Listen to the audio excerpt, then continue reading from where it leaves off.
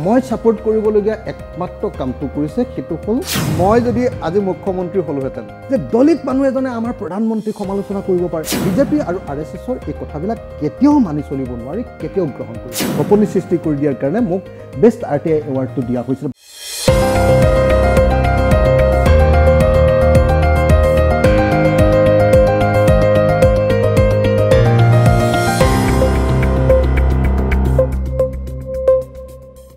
নমস্কাৰ প্ৰতিপক্ষৰ আজিৰ অতিথি হিচাপে আমি আমন্ত্ৰণ কৰি আনিছোঁ এগৰাকী বিশেষ ব্যক্তিক সম্প্ৰতি অসমৰ ৰাজনৈতিক জগতত বা অসমৰ সমাজ জীৱনত আটাইতকৈ চৰ্চিত বুলি ক'ব পাৰি মুখ্যমন্ত্ৰীৰ পাছতে যিগৰাকী ব্যক্তি অসমৰ ৰাজনৈতিক আৰু সামাজিক জীৱনত আটাইতকৈ চৰ্চিত সেই ব্যক্তিগৰাকী আজি আমাৰ প্ৰতিপক্ষৰ অতিথি অখিল গগৈ মোৰ কাষতে বহি আছে শিৱসাগৰ সমষ্টিৰ বিধায়ক অসমৰ সামাজিক জীৱনত দীৰ্ঘদিন ধৰি অসমীয়া মানুহ সন্মুখীন হোৱা সমস্যাবোৰক লৈ মাত মাতি আহিছে বিভিন্ন সময়ত প্ৰত্যাহ্বানৰ সন্মুখীন হৈছে সমালোচিত হৈছে বন্দিত হৈছে নিন্দিত হৈছে বিভিন্ন কাৰণত আজি আমি সচৰাচৰ যিবোৰ বিষয়লৈ আলোচনা হয় সেইবোৰ বিষয় থাকিব যদিও কেতবোৰ গুৰুত্বপূৰ্ণ বিষয় লৈ আজি প্ৰতিপক্ষৰ মজিয়াত অখিল গগৈৰ সৈতে আলোচনা কৰিম আৰু এটা কথা প্ৰথমতে কৈ লওঁ যে বিধায়ক হিচাপে এবছৰ সম্পূৰ্ণ কৰিবলৈ আৰু খুব আজি হ'ল আপোনাৰ 23 তাৰিখ 10 মে'ত এবছৰ সম্পূৰ্ণ হ'ব এই 11 মাহ এটা নতুন জীৱন কেনেকুৱা লাগিছে মই যদিও 10 মে'ত জয়ী হলোঁ বিধায়ক হিচাপে মই 1 জুলাই তাৰিখৰ দিনাহে আচলতে জেলৰ পৰা ওলালোঁ তাৰ আগত এবছৰ 7 মাহ জেলত যিহেতু আছিলোঁ গতিকে মোৰ বিধায়কৰ কাৰ্যকালটো 8 মাহমানৰ হৈছে এতিয়া 8 মাহ হয় এনেকুৱা ধৰণৰ তাৰ আগতে মই জেলতে আছিলোঁ আপোনালোকে সকলোৱে জানে আৰু বিধায়ক হিচাপে মই ডেফিনেটলি মোৰ নিজৰ ভূমিকাক লৈ মই যিমান কাম কৰিব লাগিছিলে তাক লৈ মই নিশ্চিতভাৱে সন্তুষ্ট নহয় বহুত কৰিব খোজো শিৱসাগৰখনক লৈ মোৰ বহুত সপোন আছে আৰু তাৰ বিভিন্ন ধৰণৰ অকল সপোনেই নহয় তাক লৈ একেবাৰে ডকুমেণ্টেশ্যন কৰিছোঁ কেনেকৈ শিৱসাগৰক সঁচাকৈ মূলতঃ বিশ্ব ঐতিহ্য ক্ষেত্ৰৰূপে প্ৰতিষ্ঠা কৰিব পাৰি টুৰিজিমৰ হাব কেনেকৈ কৰিব পাৰি তাৰ প্ৰতিখন গাঁৱৰ প্ৰত্যেকজন মানুহৰ কেনেকৈ উন্নয়ন সাধন কৰিব পাৰি বিশুদ্ধ খোৱা পানীৰ পৰা ৰাস্তা পদূলিলৈকে প্ৰত্যেকটো ক্ষেত্ৰৰ উন্নয়ন কেনেকৈ কৰিব পাৰি এইবিলাকৰ বহুত প্লেনিং কৰিছোঁ কিন্তু দুৰ্ভাগ্যবশতঃ চৰকাৰৰ অসহযোগিতা আৰু চৰকাৰৰ ধনৰ অভাৱৰ কাৰণে এতিয়ালৈকে বহুত বেছি আগবাঢ়ি যাব পৰা নাই দ্বিতীয় কথাটো হ'ল যে বিধায়ক হিচাপে মই অকল শিৱসাগৰ সমষ্টিৰ কাৰণে মাত মাতিলেও নহ'ব সামগ্ৰিকভাৱে অসমৰ ৰাজ্যখনৰ অসমৰ জনগণৰ কাৰণে আৰু বিশেষভাৱে এজন সক্ৰিয় এজন শক্তিশালী আৰু অনবৰতে সদাসৰব এজন বিৰোধী সদস্য হিচাপেও মই নিজকে ৰাখিব খোজোঁ আৰু মই সকলোৱে জানো যে বিধায়ক এজনৰ মূল কামটো হ'ল বিধান ৰচনা কৰা আইন প্ৰণয়ন কৰা আইন প্ৰণয়নৰ ক্ষেত্ৰত আপোনালোকে মই এইটোৱে ক'ব খোজোঁ যে বিধানসভাত প্ৰত্যেকখন আইনৰ ক্ষেত্ৰত মই খুব বিজ্ঞানসন্মত দৃষ্টিভংগীৰে সমালোচনা কৰি তাৰ যিবিলাক জনগণ বিৰোধী ধাৰা সেইবিলাকক আঁতৰাবৰ কাৰণে যিমানখিনি কাম কৰিব লাগে অৰ্থাৎ বিধায়ক হিচাপে এজন লেজিছলেটৰ হিচাপে আইন প্ৰণয়নৰ ক্ষেত্ৰত থাকিবলগীয়া মোৰ যিটো সামগ্ৰিক গুৰুত্ব সেইটোত মই সদায় গুৰুত্ব দিওঁ সদায় অধ্যয়ন কৰোঁ সদায় তাক লৈ সক্ৰিয় হৈ থাকোঁ সদায় মাত মাতোঁ আৰু তাৰোপৰি সামগ্ৰিকভাৱে গোটেই অসমখনৰ যিহেতু আজিৰ দিনটোত অসমত আৰু বিৰোধী পক্ষ খুব দুৰ্বল আৰু সামগ্ৰিকভাৱে হিন্দুত্ববাদীহঁতে গোটেই দেশৰ ৰাজনীতি এতিয়া সম্পূৰ্ণৰূপে সাম্প্ৰদায়িকীকৰণ কৰি দিছে তেনেকুৱা প্ৰেক্ষাপটত অসমৰ সকলো জাতীয় প্ৰশ্নক লৈ মাত মাতিবৰ কাৰণেও মই একেটা সময়তে চেষ্টা কৰি আছোঁ মই আমাৰ দৰ্শকক এটা কথা জনাব বিচাৰিম যে কটন কলেজৰ ষ্টুডেণ্ট ইউনিয়নৰ জেনেৰেল ছেক্ৰেটাৰী সাধাৰণ সম্পাদক হৈ থকাৰ পৰাই অখিল গগৈক মই জানো মই তেতিয়া সাক্ষাৎকাৰ লৈছিলোঁ এই কটনতে জৰ্জ ফিল্ডত বুক ফেয়াৰ হৈ থাকোঁতে কিতাপ বিক্ৰী কৰিছিল ককাইদেউ বুলি মাতি মোক কটনিয়ান এখন উপহাৰ দিছিলে আৰু কটনিয়ানৰ শ্ৰেষ্ঠ গল্প সেইখন দিছিলে সেই সময়ৰ পৰা এটা মুক্ত আৰু সামাজিকভাৱে দায়বদ্ধ এটা জীৱন দয়াং টেঙানীৰ সেই বিপ্লৱৰ পৰা আজি বিধায়কলৈ নিশ্চয় এই বিধায়কৰ জীৱন আৰু সেই জীৱনটোৰ মাজত মানে ব্যক্তিগতভাৱে পাৰ্থক্য বা কিবা মই আপোনাক এটাই কওঁ যে মোৰ কাৰণে বিধায়কৰ জীৱন আৰু সামাজিক জীৱনৰ বাকী যিবিলাক সংগ্ৰামী অংশ এই দুইটা ইটোৰ লগত সিটো এৰাব নোৱাৰা সম্পৰ্ক মানে ইমান দিন ধৰি দয়াং টেঙানীৰ পৰা গুৱাহাটীৰ চিটি বাছৰ বাছ ভাড়াৰ পৰা গুৱাহাটী বিশ্ববিদ্যালয় বা সামগ্ৰিকভাৱে ছাত্ৰ ছাত্ৰীসকলৰ মাচুল বৃদ্ধিৰ বিৰুদ্ধে আন্দোলনৰ পৰা বৃহৎ নদীবান বিৰোধী আন্দোলন টোলগেট বিৰোধী আন্দোলন অসমৰ ভূমি অধিকাৰ ভূমিস্বত্বৰ সংগ্ৰাম এই আটাইবিলাকৰ লগত মই ভাবোঁ যে বৰ্তমানৰ বিধায়কৰ যিটো কাম সেইটোৰ কোনো সংঘাত নাই এইটো এটা এক্সটেনশ্যন বুলি মই ভাবোঁ সেইকাৰণে মই আপোনালোকক এটা কথা কওঁ বহুতে মোক কোনোবাই কৈ থাকে যে তুমি ঘনে ঘনে পদত্যাগ কৰাৰ কথা কোৱা এনেকুৱা কথা কৈ থাকে কিন্তু মানে মই যিটো কথা কওঁ সেইটো চেঞ্জটো বুজিব নোৱাৰাৰ কাৰণে মানুহবিলাকে তেনেকৈ ভাবে মই যিটো কথা কওঁ যে আমাৰ বৰ্তমানৰ যিটো ৰাজনীতি সেই ৰাজনীতিটো একেবাৰে মূল্যবোধবিহীন এটা ৰাজনীতিত পৰিণত হৈছে একেবাৰে টকা পইচা কিনা বেচাৰ ৰাজনীতিত পৰিণত হৈছে একেবাৰে সাম্প্ৰদায়িক ৰাজনীতিত পৰিণত হৈছে আৰু তেনেকুৱা ধৰণৰ সাম্প্ৰদায়িক ৰাজনীতিত আমি কেতিয়াও নিজকে কেতিয়াও বিলীন কৰিব নোৱাৰোঁ তেনেকুৱা ধৰণৰ অসৎ মূল্যবোধবিহীন দুষ্ট ৰাজনীতিৰ আমি কেতিয়াও অংশীদাৰ নহওঁ এতিয়া মোৰ কাৰণে সেইকাৰণে কথাটো হ'ল যে বিধানসভাৰ ভিতৰত মই সংগ্ৰামখনক তুলি ধৰিব খুজিছোঁ ৰাইজৰ যিখন সংগ্ৰাম বিধানসভাৰ ভিতৰত জনগণৰ প্ৰশ্নবিলাকক অসমৰ জাতীয় প্ৰশ্নবিলাকক উত্থাপন কৰিব খুজিছোঁ বিধানসভাৰ ভিতৰত মই নিজে এজন এক্টিভিষ্ট হিচাপে কাম কৰিব খুজিছোঁ আৰু এক্টিভিষ্টজনে আকৌ একেলগতে কি কৰিব খুজিছোঁ যে নিজৰ সমষ্টিৰ কাৰণে যি ধৰণৰ বিজ্ঞানসন্মত উন্নয়ন লাগে এইটো অকল শ্লোগানেৰে নহয় উইথ পেপাৰ্ছ ডকুমেণ্টেৰে সৈতে তাৰ সম্পূৰ্ণ ডকুমেণ্ট তৈয়াৰ কৰি তাত কেনেকৈ লবি কৰি নিজৰ সমষ্টিৰ কাৰণে নিজৰ কাম কাজবিলাক উলিয়াই আনিব লাগে তাৰ সম্পূৰ্ণ প্ৰেক্টিছো কৰিবৰ কাৰণে চেষ্টা কৰিছোঁ গতিকে মই আপোনালোকক অতি স্পষ্ট ভাষাৰে আৰু দ্বিধাহীন ভাষাৰে কওঁ যে বিধায়ক পদটো মোৰ কাৰণে বৰ বেছি মানে বৰ এনজয় কৰি থাকিবলগীয়া এটা পদবীও নহয়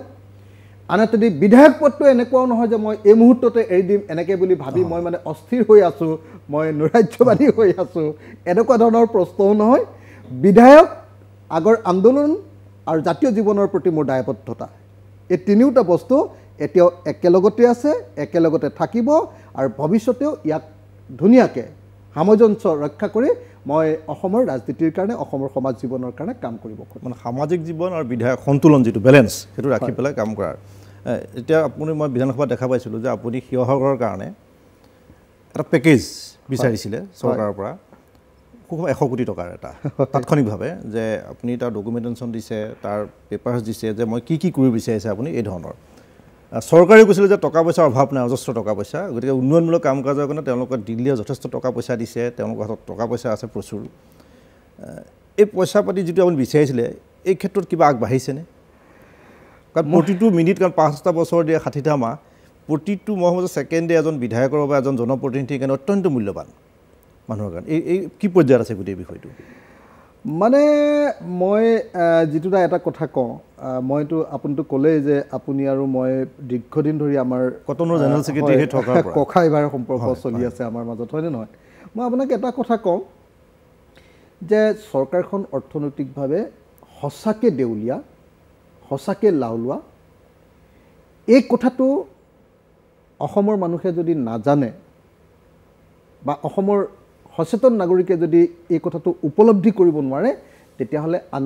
একো কথাই বুজি পোৱাটো সম্ভৱপৰ নহয় সেইকাৰণে প্ৰথমখন বিধানসভাৰ পৰা মই বাৰম্বাৰ দেখুৱাই আহিছোঁ যে অসম চৰকাৰৰ অৰ্থনৈতিক অৱস্থা সঁচাকৈ বেয়া অসম চৰকাৰে 1,08,000 কোটি টকা এতিয়ালৈকে ধাৰ ল'বলগীয়া হৈছে এই কোনটো পিৰিয়ডত এইটো মানে এতিয়ালৈকে সমুদায় যিটো আমাৰ লাইবিলিটি সেইটো হ'ল অসম চৰকাৰৰ 1,08,000 1,08,000 কোটি টকা 1,08,000 কোটি টকা 1,08,000 কোটি টকা কংগ্ৰেছ চৰকাৰৰ দিনত সেই লাইবিলিটিটো আছিলে প্ৰায় 35,000 কোটি মান টকাৰ 35,000 crores rupees মানৰ বাকি গোটেইখিনি 2016 চনৰ পৰা বিজেপি চৰকাৰৰ দিনত কৰা ধাৰ গতিকে এনেকুৱা অভূতপূৰ্ব ধাৰ আৰু এবাৰ বিধানসভাতো তেওঁলোকে এখন সংশোধনী আনিছিলে আপোনালোকে FRBM এক্টৰ এটা সংশোধনী আনিছিলে আপোনালোকে জানে যে বৰ্তমানৰ আমি যিমান ধাৰ লৈ থাকিব পাৰো 28.5% হেতুত জিডিপিৰ 28.5% তকৈ হেতুত 32% লৈ বৃদ্ধি কৰিবৰ কাৰণে মানে আৰু ধাৰ লাগে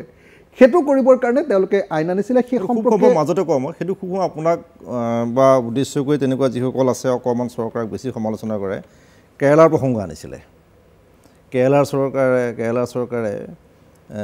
বেছি ঋণ লৈছে বিভিন্ন ক্ষেত্ৰৰ পৰা গতিকে আমি কিয় ল'ব নোৱাৰোঁ তেওঁলোকৰ কথা কিয় নকয় এই প্ৰশ্নটো আনিছিলে মুখ্যমন্ত্ৰী নিজেই হয় কেৰালাৰ কথা কৈছিলে পাঞ্জাবৰ কথা কৈছিলে কিন্তু কথাটো হ'ল যে কেৰালা আৰু পাঞ্জাবৰ যিটো economy size of the economy দেই গোটেই অৰ্থনীতিটোৰ যিটো মানে ডাঙৰ যিটো আকাৰটো সেই আকাৰটোৰ লগত আমাৰ আকাৰৰ কোনো তুলনাই নহয় আমি হলো এখন সম্পূৰ্ণৰূপে ফিউডেল ষ্টেট আমাৰ অৰ্থনৈতিক অৱস্থা আমাৰ প্ৰডাকশ্যন ছিষ্টেম একেবাৰে কৃষি ব্যৱস্থাটো ফিউডেল সামন্তীয় মানে এনেকুৱা যে আমি অকল নিজৰ কনজাম্পশ্যনৰ কাৰণে নিজে ভোগ কৰিবৰ কাৰণে খেতি কৰোঁ আমি ব্যৱসায়ৰ কাৰণে বজাৰৰ কাৰণে খেতি নকৰোৱে এক নম্বৰ কথা দুই নম্বৰ কথা আমাৰ কৃষি পদ্ধতি সম্পূৰ্ণৰূপে পুৰণি পদ্ধতি মানে আপোনাৰ কেকুৰা নাঙল বৰষুণৰ ওপৰত নিৰ্ভৰশীল তাৰ কাৰণে সৰু পথাৰ তো বাকি সকলোবিলাক ৰাজ্য ইতিমধ্যে তেওঁলোকে এই ফিউডেল ষ্টেজটোৰ পৰা ওলাই গৈ ইতিমধ্যে কেপিটেলিষ্ট ষ্টেজ অফ প্ৰডাকশ্যনত তেওঁলোকে ভৰি দিলে তো আমি হলো এখন একেবাৰে এনেকুৱা এখন মানে ক'বলৈ গ'লে সঁচাকৈ এনেকুৱা এখন আমি দুৰ্বল অৰ্থনৈতিকভাৱে এনেকুৱা এখন পশ্চাৎপদ অনুৎপাদনশীল ৰাজ্যত আমি পৰিণত হৈ আছোঁ যে আমাৰ ৰাজ্যৰ উৎপাদন বঢ়া নাই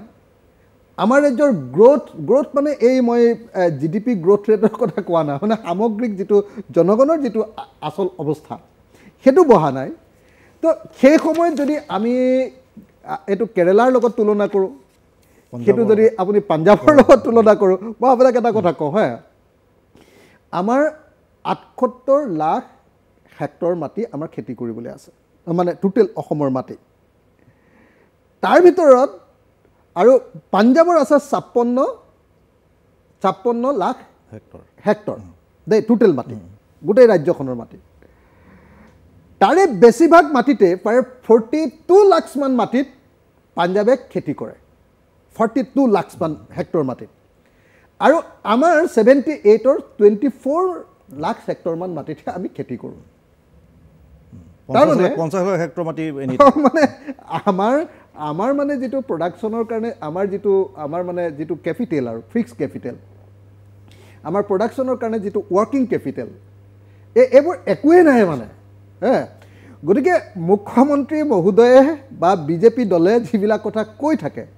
যে নহয় আমি কেৰেলাতকৈ কমহে ধাৰ লৈছোঁ আৰে কেৰেলা এতিয়া উন্নয়নৰ ষ্টেজটো বহুত বেলেগ পাঞ্জাবৰ উন্নয়নৰ ষ্টেজটো সাংঘাতিক ধৰণৰ বেলেগ আৰু তেনেকুৱা স্থলত অসমৰ নিচিনা একেবাৰে অনুৎপাদনশীল এখন ৰাজ্য একেবাৰে ফিউডেল নহয় ক'ৰবাত আচলতে ট্ৰাইবেল ষ্টেজত থকা এখন ৰাজ্য সেই ৰাজ্যখনত যদি এনেকৈ ধৰণে কেৱল বাহিৰৰ পৰা ধাৰ আনিব প্ৰডাকশ্যন ছিষ্টেমত খৰচ নকৰিব ইয়াত কেৱল হিতাধিকাৰী সৃষ্টি কৰিবৰ কাৰণে চেষ্টা কৰিব আৰু বাকীবিলাক পইচা গোটেইবিলাক লাভবিলাক মুখ্যমন্ত্ৰীৰ হেলিকপ্টাৰ তাৰপিছত আপোনাৰ এখন কি বুলি কয় নিজে যে ভাড়া কৰি লৈ যোৱা চাৰ্টাৰ্ড ফ্লাইট আপোনাৰ দৈনিক কিবা কিবি কাৰবাৰ আপুনি দেখিছে আৰু যিটো এডভাৰটাইজমেণ্টত যিমান পইচা খৰচ এইটো মানে এই গোটেই কাৰবাৰবিলাকত যিটো দেখিছোঁ মানে অনুৎপাদনশীল আমাৰ গোটেই খৰচ আচ্ছা এই যে মই ভাবোঁ যে মুখ্যমন্ত্ৰীয়ে এই কথাবিলাক চাগে এইবাৰ কাম কৰিব বিচাৰিব নেকি এই ধৰণে নে কি দেখিছে আপুনি কথাবোৰ কৈছেনে মানে চাওক মই যদি আজি মুখ্যমন্ত্ৰী হ'লোহেঁতেন যিবিলাক মানুহে চিৰিয়াছ কথা কয় তেওঁলোকৰ লগত বহিলোহেঁতেন মই নিজে এজন চিৰিয়াছ বিধায়ক যদি মুখ্যমন্ত্ৰীৰ সঁচাকৈ ৰাজ্যখনৰ কাৰণে কিবা কাম কৰাৰ ইচ্ছা আছে তেতিয়াহ'লে আমাৰ লগত এইবিলাক কথাক লৈ ভালকৈ চিৰিয়াছলি আলোচনা কৰিলেহেঁতেন নাই বিধানসভাৰ মঞ্চত বিধানসভাৰ বাহিৰত তেওঁৰ নিজৰ অফিচত এই গোটেই কথাবিলাকক লৈ যে ৰাজ্যৰ বিভিন্ন ক্ষেত্ৰক উন্নয়ন কৰিবৰ কাৰণে আমাৰনো দৃষ্টিভংগী কি আৰু কেনেকৈ কৰিব লাগিব মই এইখিনিতে যদি আপুনি বেয়া নাপায় মই আমাৰ দলৰ আমাৰ যিখন কৰ্মসূচী আছে কৰ্মসূচী সেই কৰ্মসূচীখনৰ পৰা এটা মাত্ৰ ষ্টেঞ্জা মই সৰুকৈ পাঠ কৰি দিব খুজিছোঁ এইখন হ'ল আমাৰ দলৰ কৰ্মসূচী এইখনৰ নামটো হ'ল আমাৰ সপোনৰ অসমখন অসমবাসীৰ জাতীয় কৰ্মসূচী 2021-2030 এই কৰ্মসূচীখনত মই এটা মাত্ৰ বাক্য আপোনাক পাঠ কৰি দিলে অসমখনৰ বিষয়ে আমি কি ভাবোঁ আৰু কেনেকৈ অসমখনৰ পৰিৱৰ্তন হ'ব পাৰে কথাটো ওলাই যায়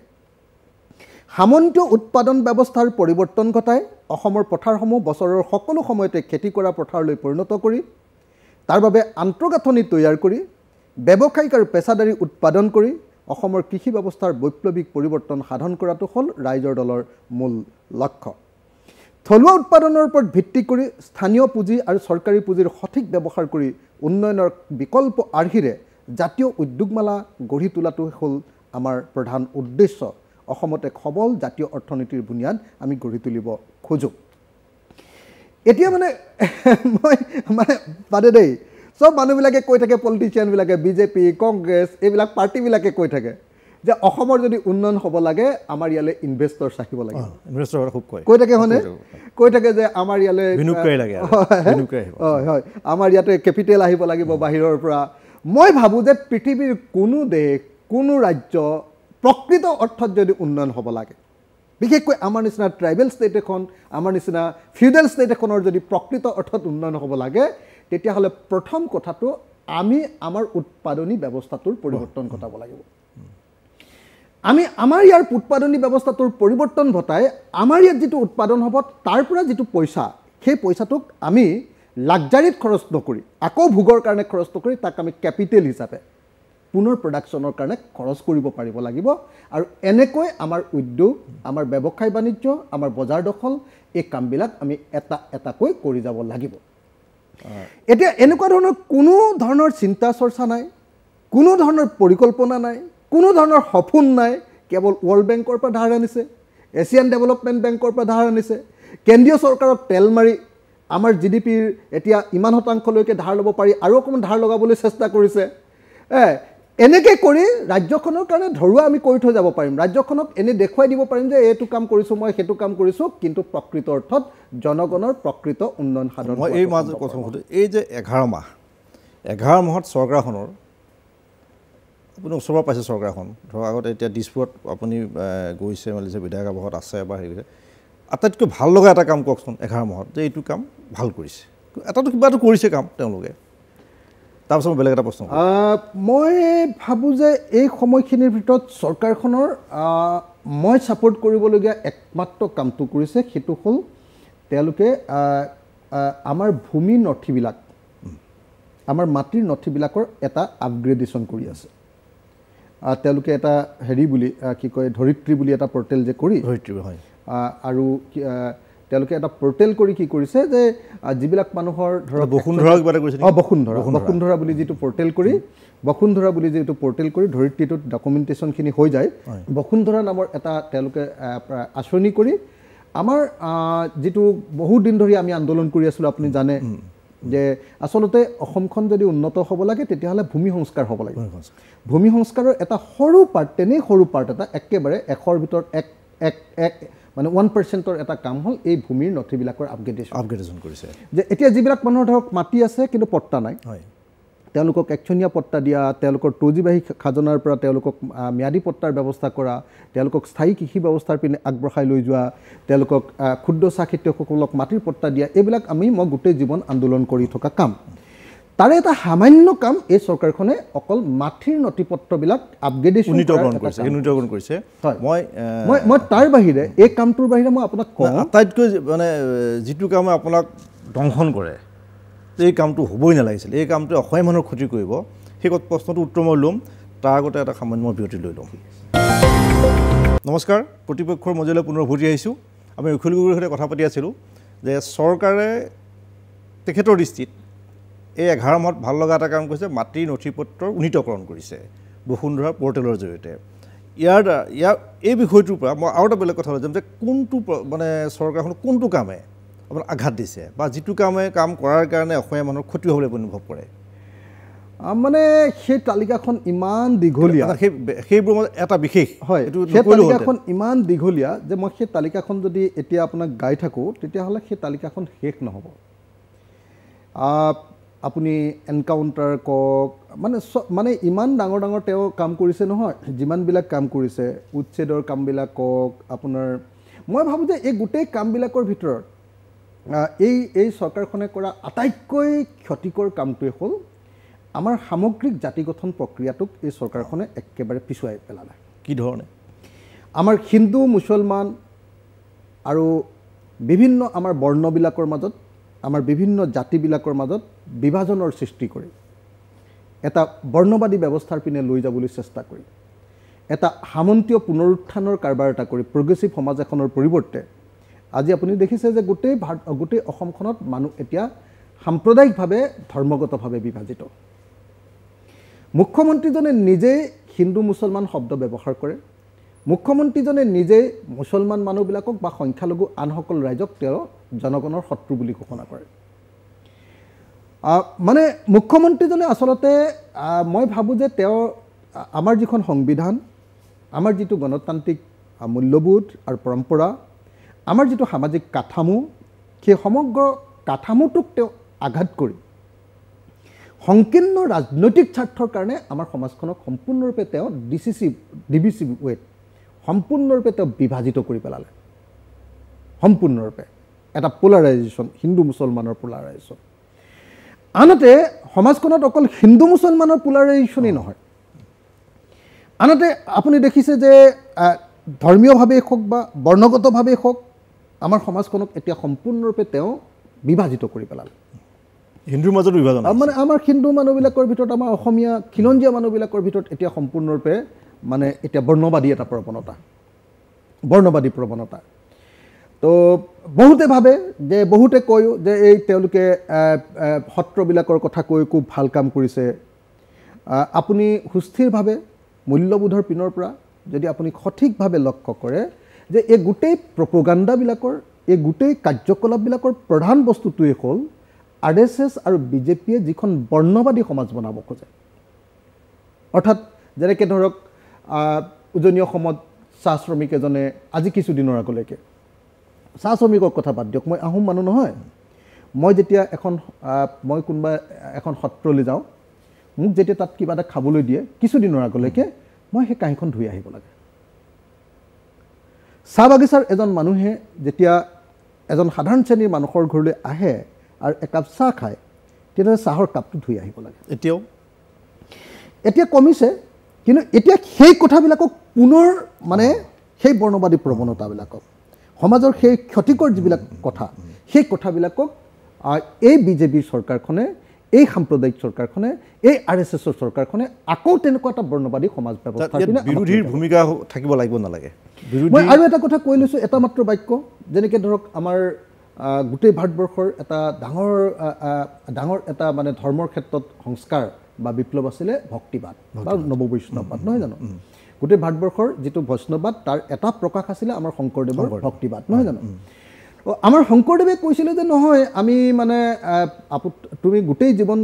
পূজা সেৱাত মানে যাগ যজ্ঞ কৰি থকাৰ কোনো প্ৰয়োজন নাই তুমি এবাৰ যদি ভগৱানৰ নাম লোৱা তেতিয়াহ'লে লগে লগে তুমি ভগৱানক পাবা তোমাৰ মুক্তি হৈ যাব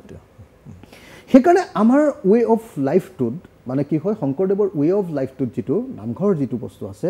বা আমাৰ যিটো ধৰ্মীয় পৰম্পৰা আছে তাত মানে তেনে সহজ সৰল আৰু সকলোৰে কাৰণে তাত এণ্ট্ৰি থাকে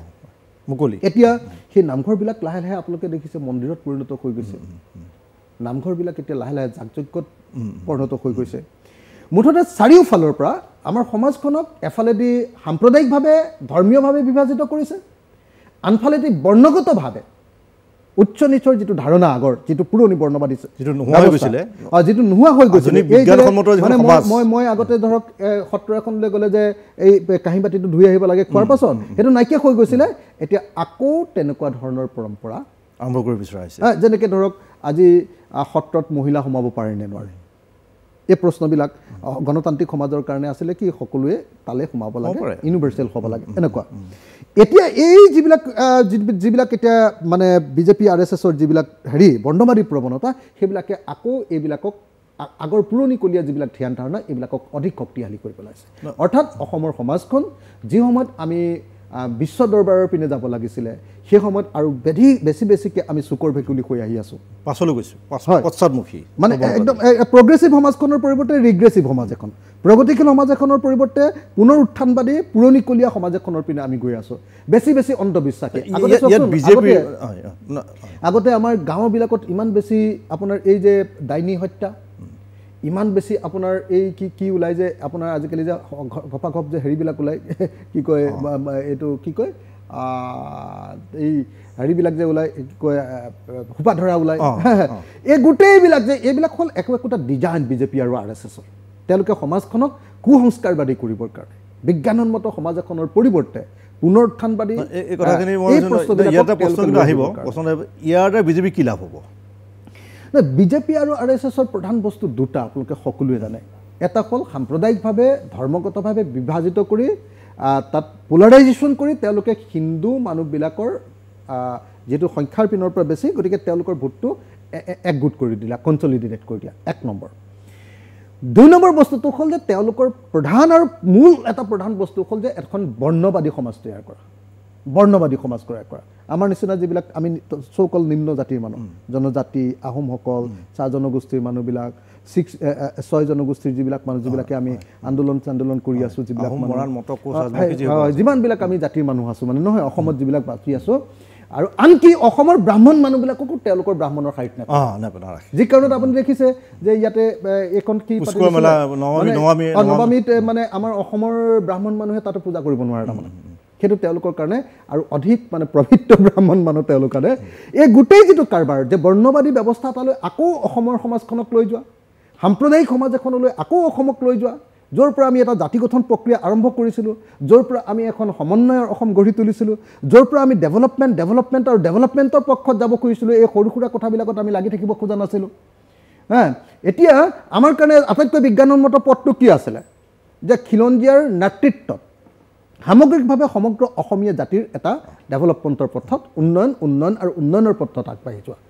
আমাৰ সেইকাৰণে আমি ৰাইজৰ দলে কওঁ যে আমাৰ প্ৰথম কথা উন্নয়ন শেষ কথা উন্নয়ন এটা বিজেপি দলৰ প্ৰথম কথাও হ'ল হিন্দু মুছলমান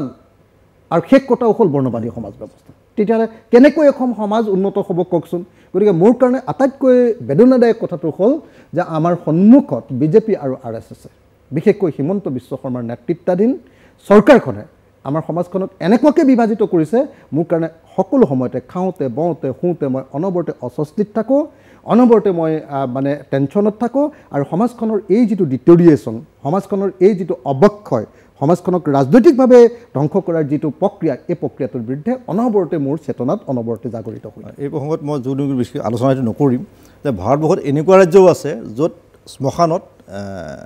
উচ্চ বৰ্ণৰ কাৰণে এটা দুভাগ কৰি উচ্চ বৰ্ণৰ কাৰণে দলিত শ্মশানটো বাদ দিয়ক আপুনি পুখুৰী আছে পুখুৰী এই যে জিগ্নেশ মেৱানীক কালি যে গ্ৰেপ্তাৰ কৰি আনিছে গুজৰাটৰ পৰা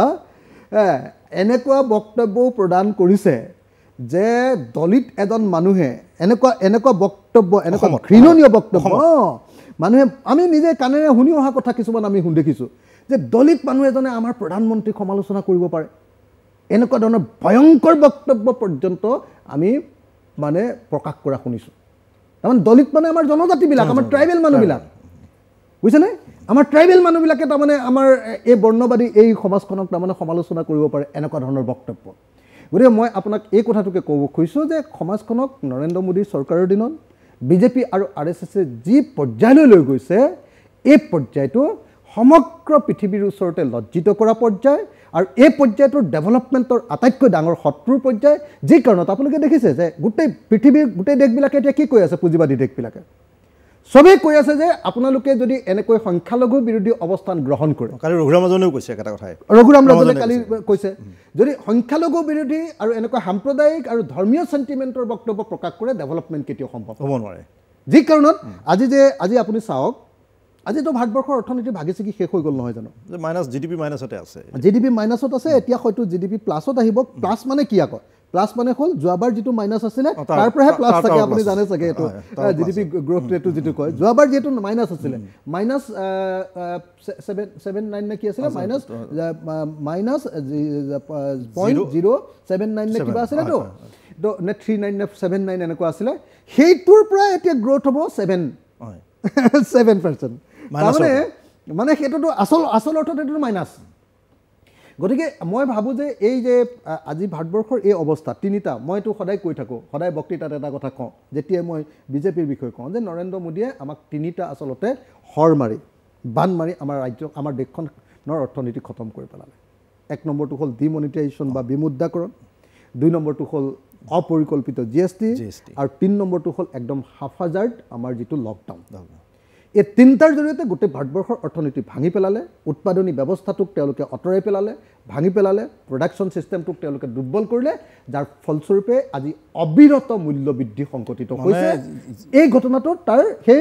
সেই গোটেই অৰ্থনৈতিক মানে যিটো ভুল নীতি তাৰ ফলাফলটো এতিয়া আমি বস্তুৰ মূল্য বৃদ্ধিত দেখিবলৈ GST মানুহৰ জনতাৰ ওপৰত কৰ লগাব মাজদাতি মানে লোকসভা উভয় সদন বহুৱাই পেলায় তাৰমানে কৰ বহুৱাটো এটা উৎসৱৰ পৰ্যায়লৈ লৈ যোৱা হৈছে মানে GST লগাব ৰাতি 12 বজাত সংসদ আহ্বান কৰা হৈছে এই যে যিটো মানে এটা কথা কওঁ দেই যিটো দা GST আইনখন প্ৰায় 100 বাৰমান সংশোধন এটা হৈ আছে এটা আকৌ কৰিব হৈ আছে তাৰমানে যিখন আইন সদনত লোকসভাত বা ৰাজ্যসভাত 100 বাৰ সংশোধন কৰিব লাগে তাৰ অৰ্থটোৱে হ'ল যে কোনো নভবা নিচিন্তাকে এই কামটো কৰা হৈছিল যেনেকৈ আজি একদম সাংঘাতিক ধৰণে আমাৰ মুখ্যমন্ত্ৰীজনে মই আগতে বাক্য এটা কৈছিলোঁ যে ৰাতি এটা সপোন দেখে পিছদিনা আইন এখন সংশোধন কৰি দিয়ে মানে আমাৰ গোটেই কাৰবাৰটোৱে কৈছে যে আমি সুচিন্তিতভাৱে দেশখন কেনেকৈ আগবঢ়াই লৈ যাম মেকাৰ্ছ অফ মডাৰ্ণ ইণ্ডিয়া আমাৰ ভাৰতবৰ্ষৰ যিবিলাকে আধুনিক যুগটো সৃষ্টি কৰিবলৈ যিবিলাক মানুহে সাধনা কৰিছিলে সেইবিলাকে যিখন ভাৰতবৰ্ষ গঢ়িব খুজিছিলে সেই আটাইবিলাকৰ পৰা আহি এতিয়া সাম্প্ৰদায়িকভাৱে বিভাজিত কৰি সাম্প্ৰদায়িক কিছুমান মানুহৰ বক্তব্য মতে যেনেকৈ দীনদয়াল উপাধ্যায় এতিয়া ভাৰতবৰ্ষৰ আটাইতকৈ ডাঙৰ বুদ্ধিজীৱী হৈ গ'ল কিবা কিবি কৈ থাকে ন আৰু কোনোবা পণ্ডিত কিবা কিবি এইবিলাকৰ নাম যে কৈ থাকে এইবিলাক কি এইবিলাক হ'ল যে মেকাৰ্ছ অফ মডাৰ্ণ ইণ্ডিয়াবিলাকে আমাৰ যিটো দেশখনক আগুৱাই লৈ যাবৰ কাৰণে যিটো চেষ্টা কৰিছিলে সেয়া মহাত্মা গান্ধীয়ে হওক বা সেয়া জৱাহৰলাল নেহৰুৱে হওক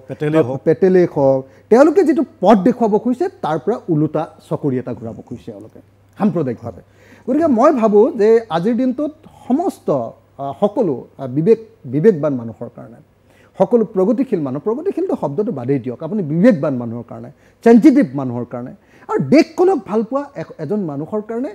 বিজেপি আৰু RSSৰ এই কথাবিলাক কেতিয়াও মানি চলিব নোৱাৰি কেতিয়াও গ্ৰহণ কৰিব নোৱাৰি মই এটা বেলেগ বিষয়লৈ যাম সেই বিষয়টো খুব চৰ্চা হৈছে এতিয়া যে আপুনি ৰাজনীতি ত্যাগ কৰিব বিধায়ক হৈ পেলাই অকণমান অস্বস্তিত পৰিছে হয়তো আপুনি সমষ্টিৰ কাম কৰিব পাৰে তেনেকুৱা কিন্তু এই বস্তুটোৱে তৃণমূল পৰ্যায়ত মই আপোনাৰ ৰাজ্য দলৰ মাজলৈকে আহিছোঁ যে তৃণমূল পৰ্যায়ত মই জানো যে আপোনাৰ নিৰ্বাচনৰ সময়ত এইটো খুব ভাল এটা মানে বাৰ্তা গৈছিলে যে JNU দিল্লী ইউনিভাৰ্চিটি জামিয়া মিলিয়াৰ পৰা বহুত অসমীয়া ল'ৰা ছোৱালী আহি পেলাই শিৱসাগৰৰ ঘৰে ঘৰে আপোনাৰ হৈ প্ৰচাৰ চলাইছিলে আপুনি এতিয়া জেলত আছিলে আমি খবৰলৈ পাইছিলোঁ যে আমাৰ লগত যোগাযোগ কৰিছিলোঁ বহুতে যে তাত অধ্যয়ন কৰি থকা অসমীয়া সমাজৰ যিটো ক্ৰিমিলিয়াৰ যিখিনি আটাইতকৈ চোকা ল'ৰা ছোৱালী সকলো নহয় কিন্তু পঢ়ি থকা ল'ৰা ছোৱালী JNU বা জামিয়া মিলিয়া বা হিন্দুত পঢ়ি থকা তেনেকুৱা আমাৰ অসমীয়া ল'ৰা ছোৱালীবিলাকে শিৱসাগৰত আপোনাৰ হৈ কেম্পেইন কৰিছিলে তেওঁলোকে কিবা এটা বিচাৰিছিলে কিন্তু এতিয়া আপুনি মাজে মাজে কৈ দিয়ে মই আৰু বিধায়ক হৈ নাথাকিম মই বৰ আমনি পাইছোঁ এই ধৰণৰ কথাবোৰে সেইসকলৰ লগতে আপোনাৰ যিসকল অনুগামী আছে বা দলক ক্ষতি কৰিবলৈ নাভাবেনে নহয় মানে যদি মোৰ বক্তব্যটো ভালকৈ নুশুনে সেই বস্তুটো বা প্ৰপাৰ আণ্ডাৰষ্টেণ্ডিং নাথাকে মই কৈ আছোঁ যে বৰ্তমানৰ যিটো সাম্প্ৰদায়িক ফেচিবাদী ৰাজনীতি এই ৰাজনীতিটোৱে ভাৰতবৰ্ষৰ অসমৰ প্ৰত্যেকজন মানুহক কামুৱাইছে মই সেই মূল্যবোধবিহীন সাম্প্ৰদায়িক ধন সৰ্বস্ব কেলেংকাৰী সৰ্বস্ব এই ৰাজনীতিক সমালোচনা কৰিহে এই ৰাজনীতিত মোৰ স্থান নাই আমি এই ৰাজনীতিটো বদলাবলৈহে আহিছোঁ এই কথাটো মই ক'ব খোজোঁ তাৰ বিৰুদ্ধে যুঁজ দিব লাগিব ডেফিনেটলি এতিয়া মানুহে যদি ভাবে যে মানুহে মানে প্ৰপাৰ আণ্ডাৰষ্টেণ্ডিং মানে যিবিলাকৰ এক নম্বৰ হ'ল কিছুমানৰ প্ৰপাৰ আণ্ডাৰষ্টেণ্ডিং নাথাকে মই কি কওঁ সেইটো বুজি নাপায় মানে ৰেঞ্জটো বুজি নাপায় 1 নম্বৰ 2 নম্বৰটো হ'ল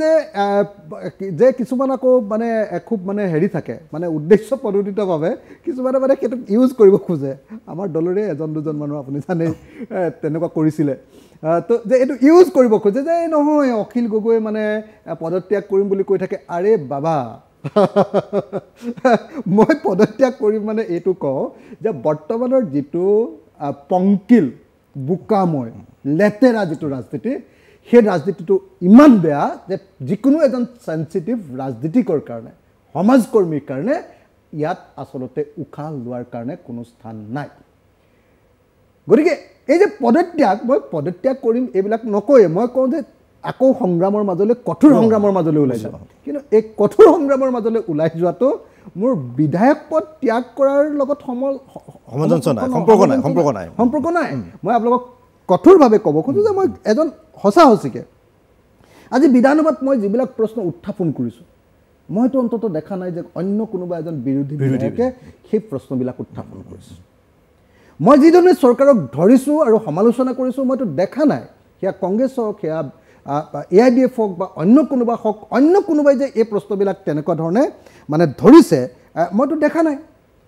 গতিকে যদি মই বিধায়কৰ পদ ত্যাগ কৰি আঁতৰি যাওঁ তেতিয়াহ'লে ধৰা মানুহ বিধানসভাতো নাথাকিব কিন্তু মই লগতে একেটা কথা কৈছোঁ যে অকল বিধায়কৰ কাম কৰিবলৈ যাওঁতে সমাজৰ সামগ্ৰিক বিকাশৰ কাৰণে সমাজখনৰ কাৰণে যি সংগ্ৰামী ভূমিকা এটা পালন কৰি থাকিব লাগে সমাজখনৰ টোটেল পৰিৱৰ্তনৰ কাৰণে অকলটো বিধানসভাৰ মজিয়াৰ জৰিয়তে সম্ভৱ নহয় টোটেল পৰিৱৰ্তন এটাৰ কাৰণে যি সংগ্ৰামী ৰাজনীতি আগবঢ়াই লৈ যাব লাগে এই দুইটা আমি একেলগতে আগবঢ়াই লৈ যাব লাগিব আৰু মই প্ৰথম বিধায়ক হিচাপে যিহেতু আপোনালোকে জানে যে খুব সাংঘাতিক ধৰণৰ এটা পাৰ্টি চলোৱা সংগঠন চলোৱা এইবিলাকৰ কাৰণে সাংঘাতিক ধৰণৰ অৰ্থনৈতিক সংকট চলি আছে কেপিটেলিষ্টে ৰাজনৈতিক দলত পইচা দিয়ে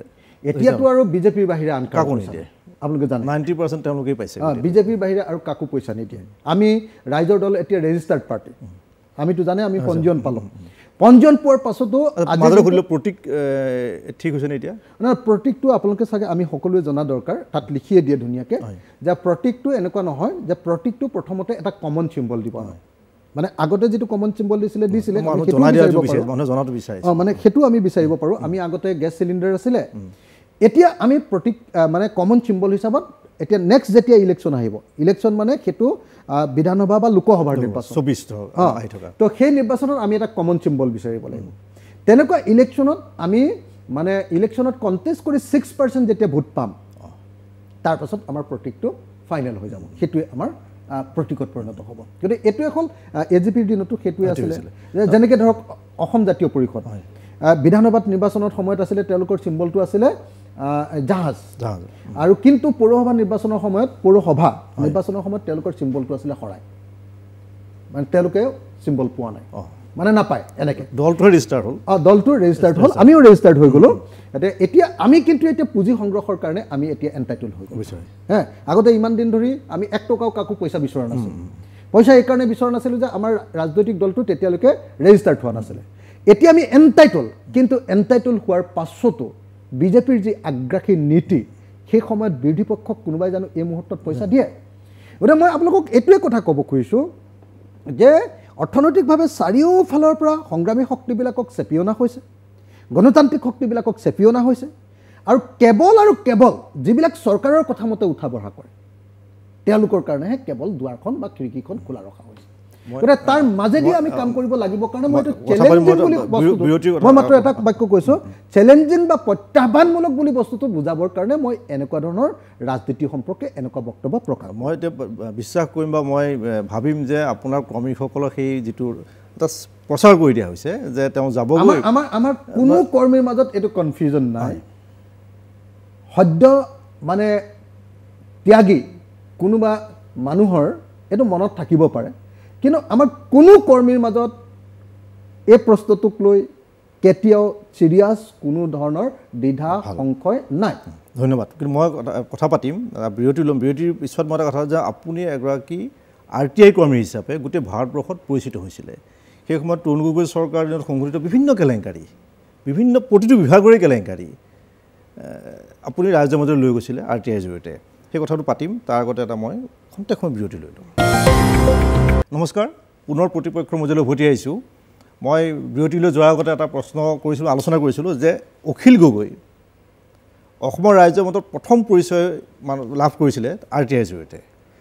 তৰুণ গগৈ চৰকাৰৰ প্ৰতিটো বিভাগৰ পৰ্বতসমূহ কেলেংকাৰী ৰাইজৰ মাজত লৈ গৈছিল, হয়তো সেইবোৰে বিজেপিক বহুত সহায় কৰিলে। এতিয়া আজি চৰকাৰত অহাত কংগ্ৰেছ চৰকাৰ বদনামী কৰি দিয়া হৈছিলে। বদনামী মানে কি? তথ্যৰ দ্বাৰা,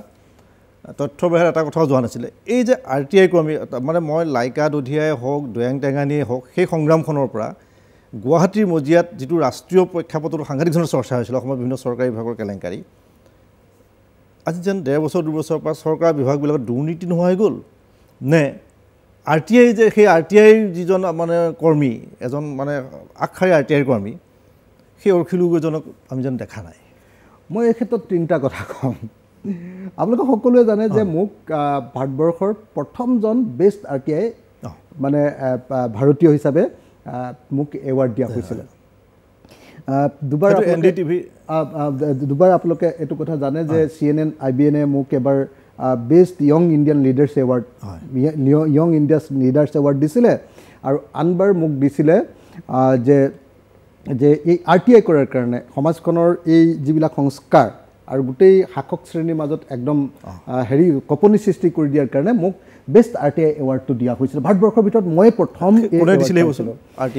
এই এৱাৰ্ডটো দিছিলে তেতিয়াৰ সেই সময়ৰ যি অৰবিন্দ কেজৰিৱালৰ যিটো পৰিৱৰ্তন নামৰ যিটো NGO আছিলে, আৰু লগতে NDTV শেখৰ গুপ্তা আছিলে আপোনাৰ সেই অনুষ্ঠানটো। হয়, শেখৰ গুপ্তা আছিলে। তেওঁলোকে মোক গোটেই ভাৰতবৰ্ষৰ ভিতৰত, তাৰপিছত আকৌ ভাগীৰথ এৱাৰ্ডো দিছিলে নদীবান বিৰোধী সংগ্ৰামৰ কাৰণে, ভগীৰথ এৱাৰ্ড দিছিলে। এইটো ভাৰতবৰ্ষৰ মই কথাটো মানে কি, আমাৰ বহুতে হয়তো এতিয়া নতুন ল'ৰা ছোৱালী বহুতে পাহৰিব, সেই কাৰণ তেতিয়া যদি 10 বছৰ আছে, আজি 20 বছৰ হ'ল সেই তেনেকুৱা ল'ৰা ছোৱালী। মই এটা কথা মনত পেলাই দিওঁ যে নদীবান বিৰোধী আন্দোলন, RTI কৰ্মী হিচাপে বা দিছপুৰৰ সেই সময়ত পাহাৰ বা আমাৰ যিটো সিদিনা মুখ্যমন্ত্ৰীয়ে ক'লে যে যি মানুহ য'তেই আছে ত'তেই পতা পাব, সেইটো আপোনালোকে বিচাৰিছিলে। আমাৰ কথাবিলাক মানে এতিয়া এজন মানুহ মৃত্যুমুখত পৰিল। এই গোটেই যে অখিল গগৈজন, মানে আমি বহুতে বিচাৰি থাকে যে মোক বিভিন্ন মেছেজ দিছে, কালি যেতিয়া ইণ্টাৰভিউটো লগাইছে যে চৰকাৰৰ বিভাগবিলাকত দুৰ্নীতি কমি গ'ল নেকি? এইটো কথা মই ক'ব খুজিছিলোঁ। মই এইটো ক্ষেত্ৰত 3টা কথা ক'ম বুলি কৈছিলোঁ, এটা কথা কৈ দিলোঁ যে কেনেকৈ এইটো আছিলে। 2 নম্বৰ কথাটো আছিলে চাওক যে মানে একচুৱেলি আজিৰ দিনটোত যে বিজেপি চৰকাৰ আহিলে তাৰ কাৰণে ময়ো ৰেছপনচিবল বা আমাৰ সংগ্ৰামো ৰেছপনচিবল, কাৰণ আমি কংগ্ৰেছক সেই সময়ত একদম পূৰা ধৰাশায়ী কৰি দিছিলোঁ। তেওঁলোকৰ দুৰ্নীতি আমি উন্মোচন, ৰাজহুৱা চকুত কংগ্ৰেছ মানে আছামীৰ দৰে হৈ গৈছে, মানে ভিলেইন হৈ গৈছিলে। আৰু এটাৰ পৰা আপুনি সেইটো APSCৰ কেলেংকাৰীয়ে কওক বা অন্যান্য PDSৰ কেলেংকাৰীৰ পৰা প্ৰত্যেকটো বিষয়ত আমি এফালৰ পৰা সেইটো উন্মোচন কৰি গৈছিলোঁ। কিন্তু তাৰ পাছত যেতিয়া 2016 চনত বিজেপি চৰকাৰ আহিলে,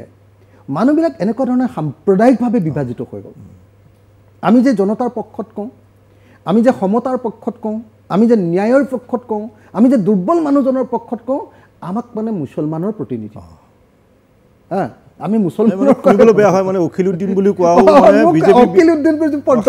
বিধায়কে কৈছিলে। তাৰ ফলস্বৰূপে কি হ'ল যে অসমৰ সমাজখন এনেকুৱা ইছ্যুজ, আগতে উন্নয়নৰ প্ৰশ্নক লৈ আমি সেইবিলাক আন্দোলন কৰিছিলোঁ। মই মাজে মাজে KMSSৰ মিটিঙত কওঁ যে আজি যে মুখ্যমন্ত্ৰীয়ে যিবিলাক ইছ্যুজ ধৰি আছে, মাটিৰ পট্টাৰ কথা যে কৈছে, প্ৰত্যেকটো কথা আমাৰ কৃষক মুক্তি সংগ্ৰাম সমিতিৰ যি আন্দোলন তাৰ পৰা তেওঁৰ পৰা কি ক'ব হাইজেক কৰা কথা, ইছ্যুজবিলাক হাইজেক তেওঁ কৰিব খুজিছে এতিয়া এটাকৈ ইছ্যুজবিলাক দেই। মই সেইবিলাক বিষয়লৈ এতিয়া যাব খোজা নাই। মই কৈছোঁ যে এতিয়া বহুতে কয় যে আপুনি আগৰ RTI কৰ্মীজন কিয় হৈ থকা নাই, সেই প্ৰশ্নটো বহুতে সুধিছে। হয়, মোৰ প্ৰধান কথাটোৱে হ'ল যে গোটেই অসমখনত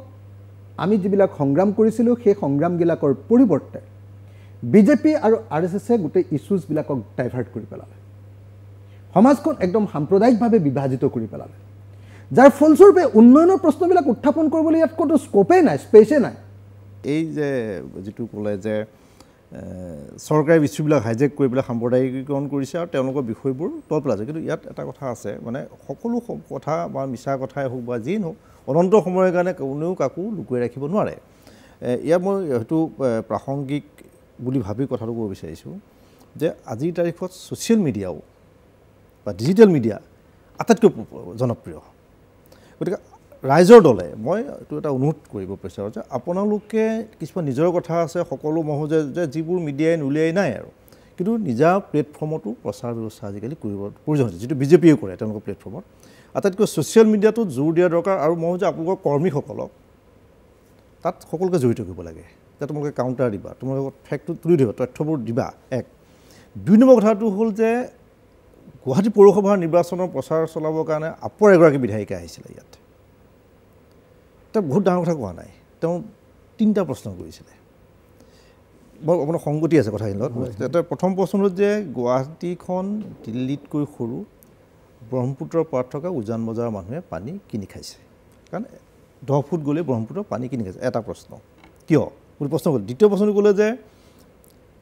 এই চৰকাৰখনে বা ইয়াৰ আগত থকা মানুহবোৰ যিবোৰ 20 বছৰে এটা সাংঘাতিক ধৰণৰ পদত আছে গুৱাহাটীত অন্ততঃ যদি এখন জাতীয় বিদ্যালয় স্থাপন হ'ব ব্যক্তিগত খণ্ডত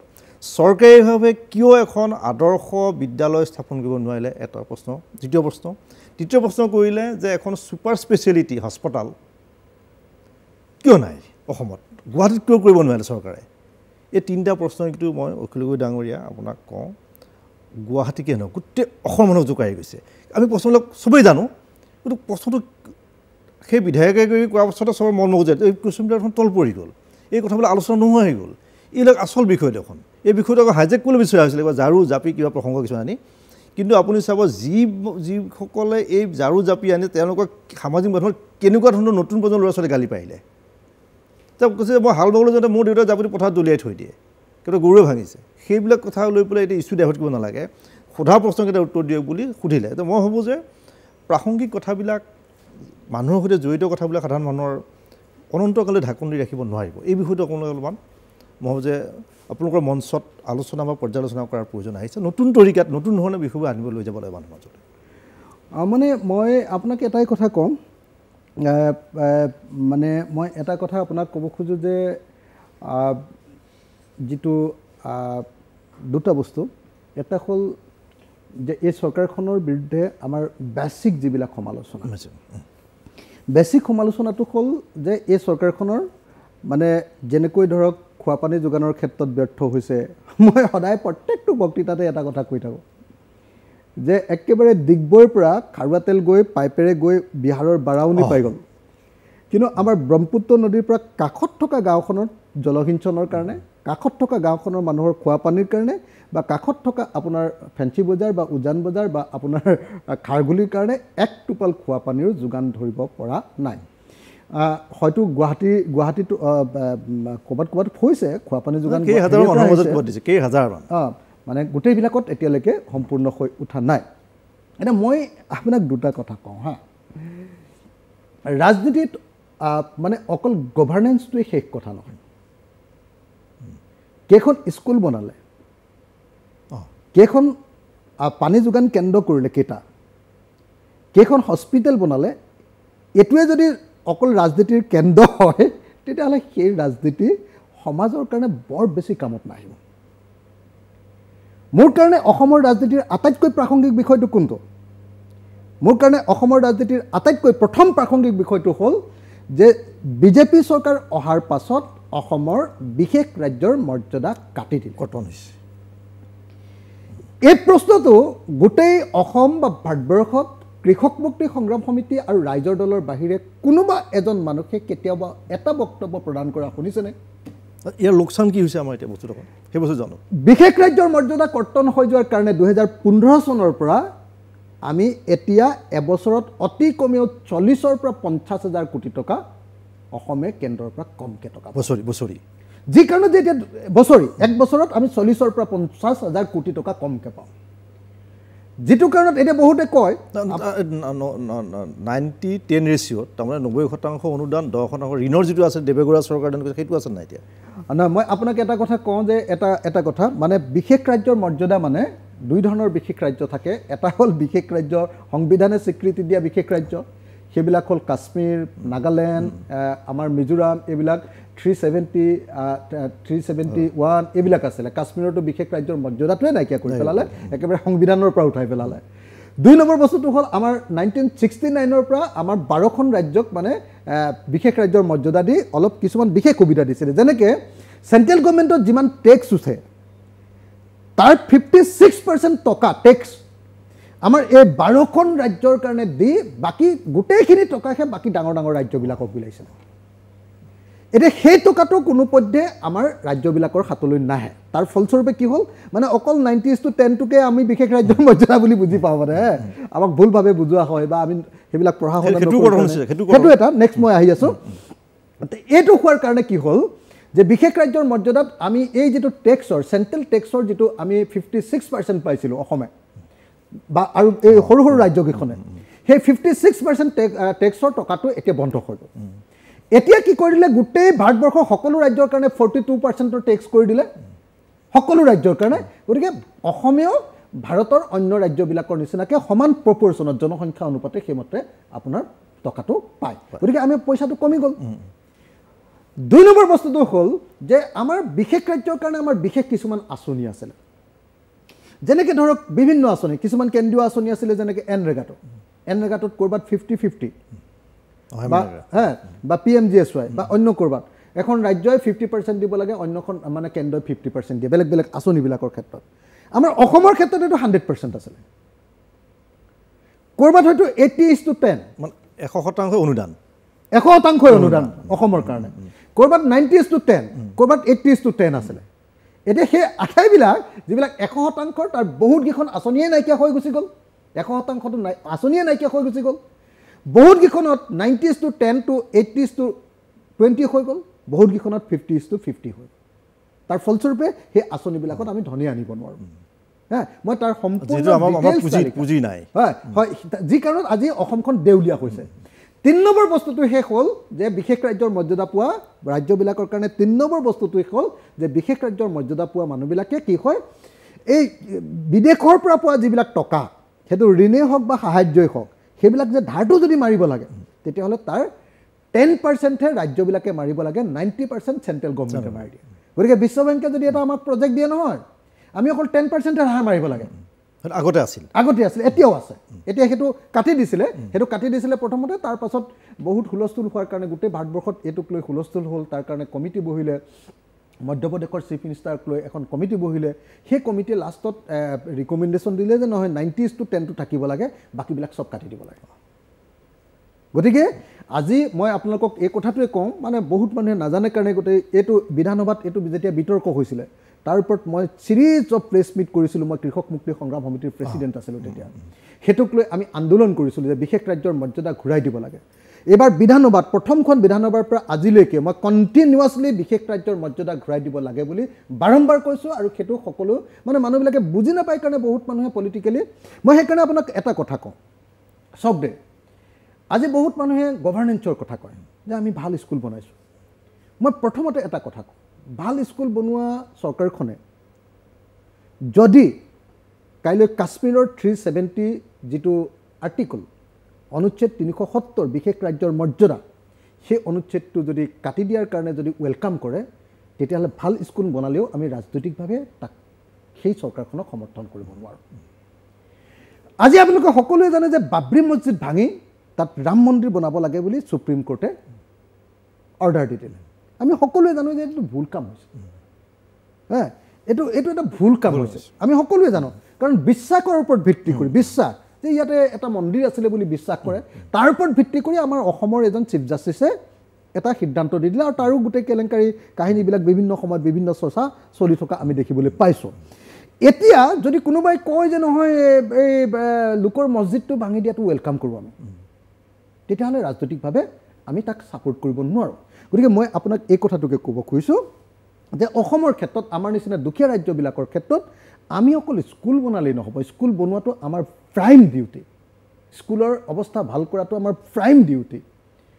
আমাৰ পানী যোগানৰ কামটো খুব দৰকাৰী কিন্তু একেটা সময়তে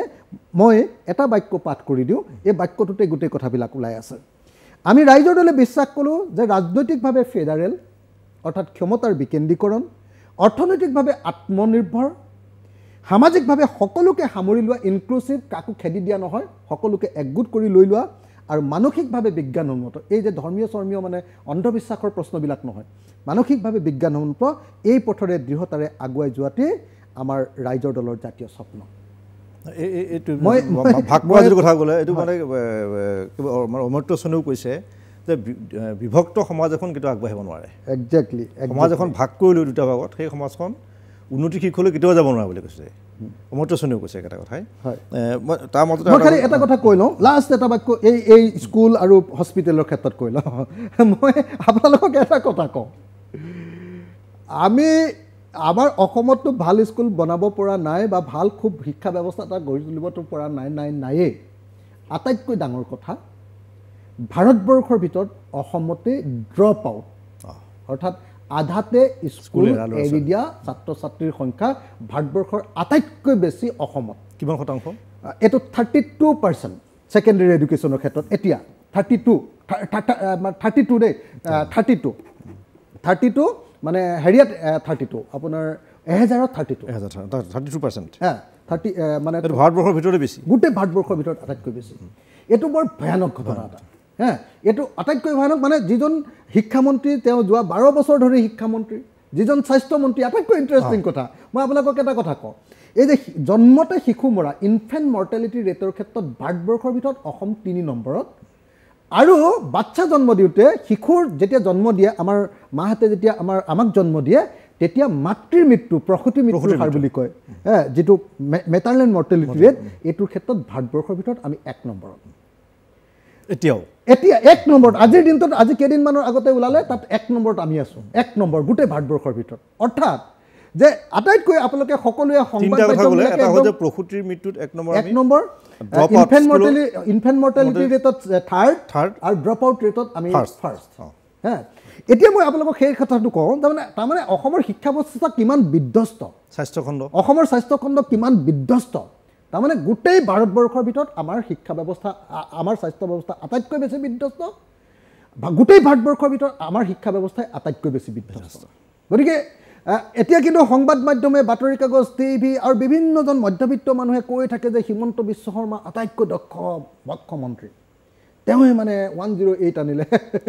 গোটেই ভাৰতবৰ্ষত 108 আহিলে,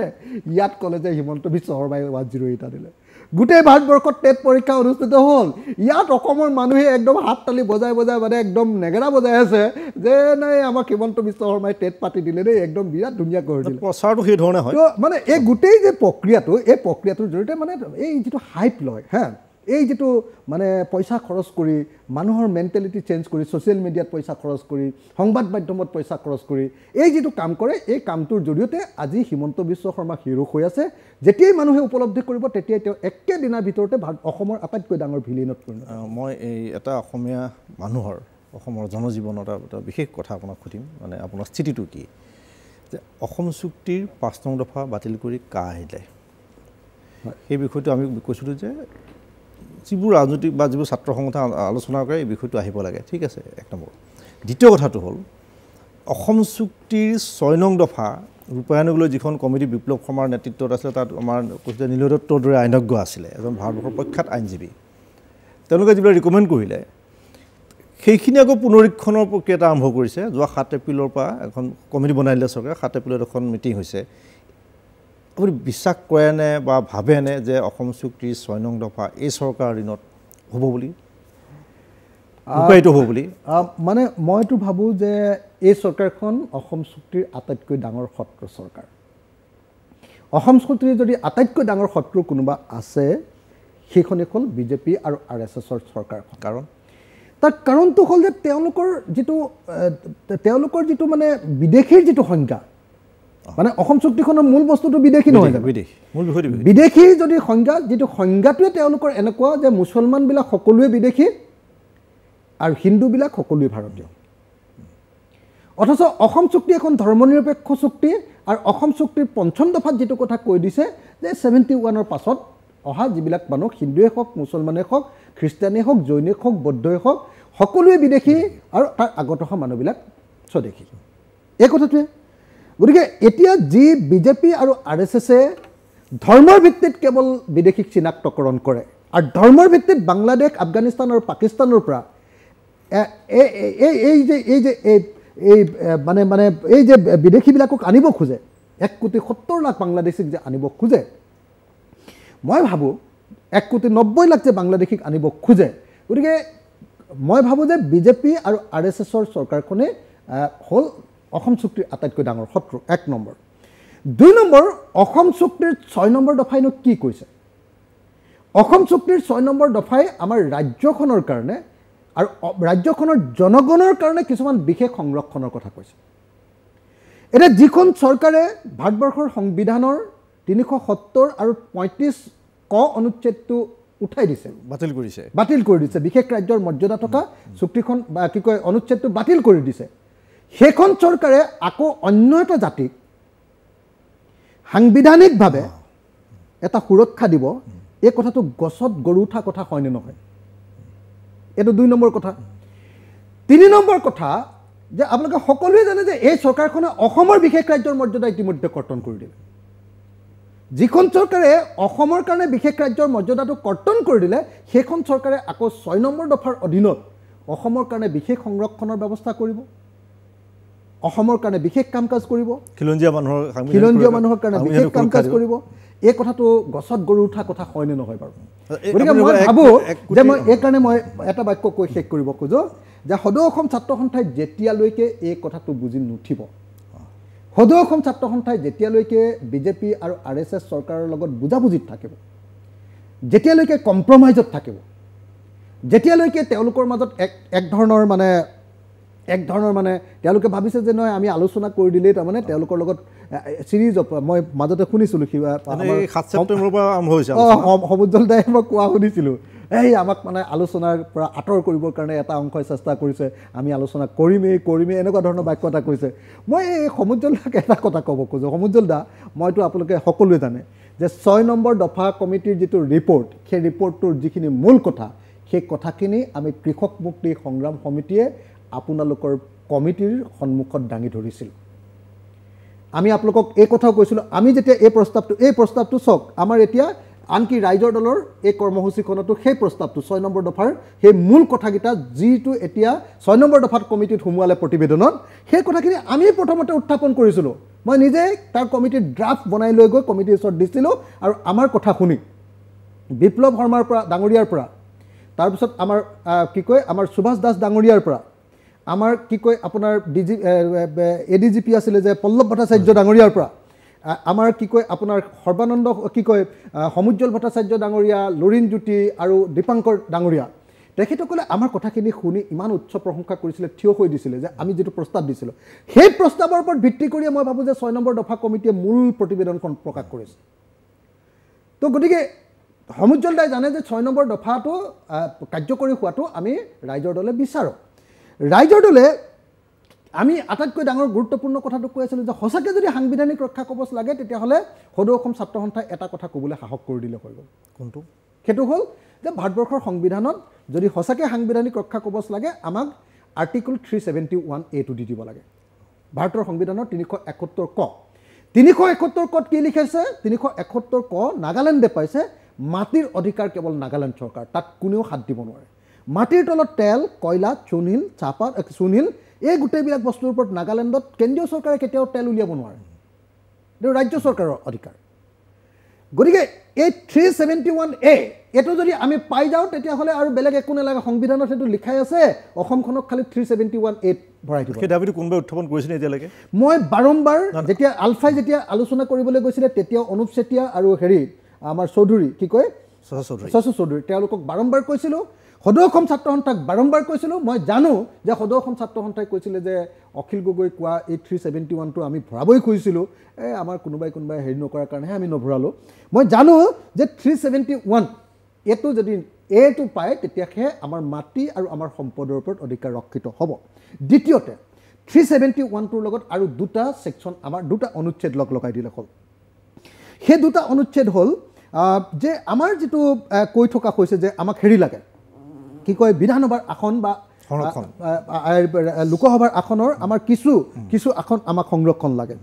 আমাৰ সেই আসন সংৰক্ষণৰ প্ৰশ্নটো ক'ত আছে সেই আসন সংৰক্ষণটো আছে ভাৰতৰ সংবিধানৰ আমাৰ সিকিমৰ F371F যেটো আৰ্টিকল তাত কৈছে যে তাৰ লেপচাবিলাকৰ কাৰণে আসন সংৰক্ষণ থাকে আমি একাৰে কৈছিলোঁ যে 371 টো যেনেকৈ পাব 371 ৰ লগতে 371F টো যদি আমি পাই যাওঁ যে আমাৰ আমাৰ খিলঞ্জীয়া মানুহৰ কাৰণে কিছু আসন আমাক সংৰক্ষণ লাগে তেতিয়াহ'লে সেইটো 371F আছে বিপ্লৱ সময় কমিটিয়ে কৈছে সেইটো আমি নাই তেওঁলোকে সেইটো 371F দিব লাগে বুলি কোৱা নাই আসন সংৰক্ষণৰ কথাটো কৈছে কিন্তু সাংবিধানিক সুৰক্ষা কবচ কি সাংবিধানিক সুৰক্ষা কবচ মানে সংবিধানত থাকিব লাগিব সংবিধানত ক'ত আছে 371F আছে সেইটো কথা আমি ডিষ্টিংক্টলি কৈ দিছিলোঁ সেইটো তেওঁলোকে ক'বলৈ সাহস নকৰিলে তাৰপিছত 3 নম্বৰ কথাটো হ'ল যে চাকৰিৰ সংৰক্ষণটো ক'ত আছে কৰ্ণাটকত আছে কি আছে এইটো সেকশন আৰ্টিকল 371J অনুসৰি কৰ্ণাটকত তাৰ স্থানীয় মানুহৰ কাৰণে চাকৰি সংৰক্ষণ বা স্কুলত বা কলেজত বা ইউনিভাৰ্চিটিত কিমান শতাংশ এইটো বেলেগ ঠাইত বেলেগ হ'ব পাৰে সেইটো তাৰ ওপৰত ভিত্তি কৰি মানে তাত আলোচনাৰ ওপৰত ভিত্তি কৰি পাৰ্চেণ্টেজটো হয় গতিকে এতিয়া কথাটো হ'ল যে এই তিনিটা যে কৰ্ণাটকত তাৰ স্থানীয় মানুহৰ কাৰণে চাকৰি সংৰক্ষণ বা স্কুলত বা কলেজত বা ইউনিভাৰ্চিটিত কিমান শতাংশ এইটো বেলেগ ঠাইত বেলেগ হ'ব পাৰে সেইটো তাৰ ওপৰত ভিত্তি কৰি মানে তাত আলোচনাৰ ওপৰত ভিত্তি কৰি পাৰ্চেণ্টেজটো হয় গতিকে এতিয়া কথাটো হ'ল যে এই তিনিটা যে 371A 371J আৰু 371F এই তিনিটা যদি আমাৰ কাৰণে ভাৰতবৰ্ষৰ সংবিধানত 371B বুলি এটা সেকশন আছেই আমাৰ 6 শিডিউল এৰিয়াৰ কাৰণে সেই 371B টোতে এই তিনিটা বস্তু অকল এক লাইন সোমাই দিব লাগে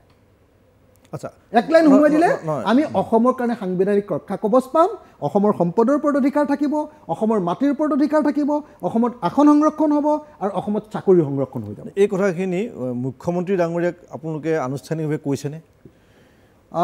কোৱাটো দৰকাৰ মানে অসম চুক্তিৰ 6 নম্বৰ দফা কমিটিৰ প্ৰতিবেদনত আমি এই মেমৰেণ্ডাম দিছিলোঁ সেইটোক লৈ আমাৰ বহুত সময় মানে আলোচনা হৈছিলে আৰু আমাৰ আলোচনাত মই দেখিছিলোঁ মই অনুভৱ কৰিছিলোঁ যে আমাৰ আলোচনাটোৰ গুৰুত্বটো ইমান উপলব্ধি সেই সময়ত কমিটিখনে কৈছিলে যে আমাক ষ্টেণ্ডিং অভিয়েশ্যন দিছিলে থিয় হৈ আমাক সম্ভাষণ জনাইছিলে যে বহুত ধুনীয়া আমি ভাবি থকা কথাকেইটা এতিয়াহে পালোঁ অন্য ক'তো পোৱা নাই এনেকৈ বুলি কৈছিলে কিন্তু এই কথাকেইটা ল'লে আমি কোৱা কথাকেইটা তাতে 6 নম্বৰ দফা কমিটিত ল'লে কিন্তু ভাৰতৰ সংবিধানৰ য'ত লিখি থোৱা আছে সেই দফাকেইটাৰ কথা অনুচ্ছেদকেইটাৰ কথা উল্লেখ নকৰে গতিকে যদি চৰকাৰে বিচাৰে যে 6 নম্বৰ দফা কমিটিৰ প্ৰতিবেদন সঁচাকৈ ৰূপায়ণ কৰিব লাগে তেতিয়াহ'লে আমাৰ তাৰ পিছফালে সেই যে 6 নম্বৰ দফা কমিটিৰ প্ৰতিবেদন তাৰ পিছফালে আমাৰ মেমৰেণ্ডামখন আছে লিখি থোৱা আৰু কথাখিনিও তাতে ৰিকমেণ্ডেশ্যনত আছে সেই মেমৰেণ্ডামখন চাই লৈ তেওঁ কাৰ্যকৰী কৰি দিলে অসমখন সুৰক্ষিত হৈ যাব অসমৰ খিলঞ্জীয়া মানুহবিলাক অসমৰ সকলো মানুহ অকল অসমখন খিলঞ্জীয়া মানে সংৰক্ষিত নহয় এতিয়া অসমৰ মুছলমান মানুহজনো সংৰক্ষিত হৈ যাব ইয়াতে যে অসমৰ মুছলমান মানুহজনৰ মাটিও আহি ৰাজস্থানৰ পৰা মানুহ এজনে আহি একেদিনাত কিনিব নোৱাৰে আৰু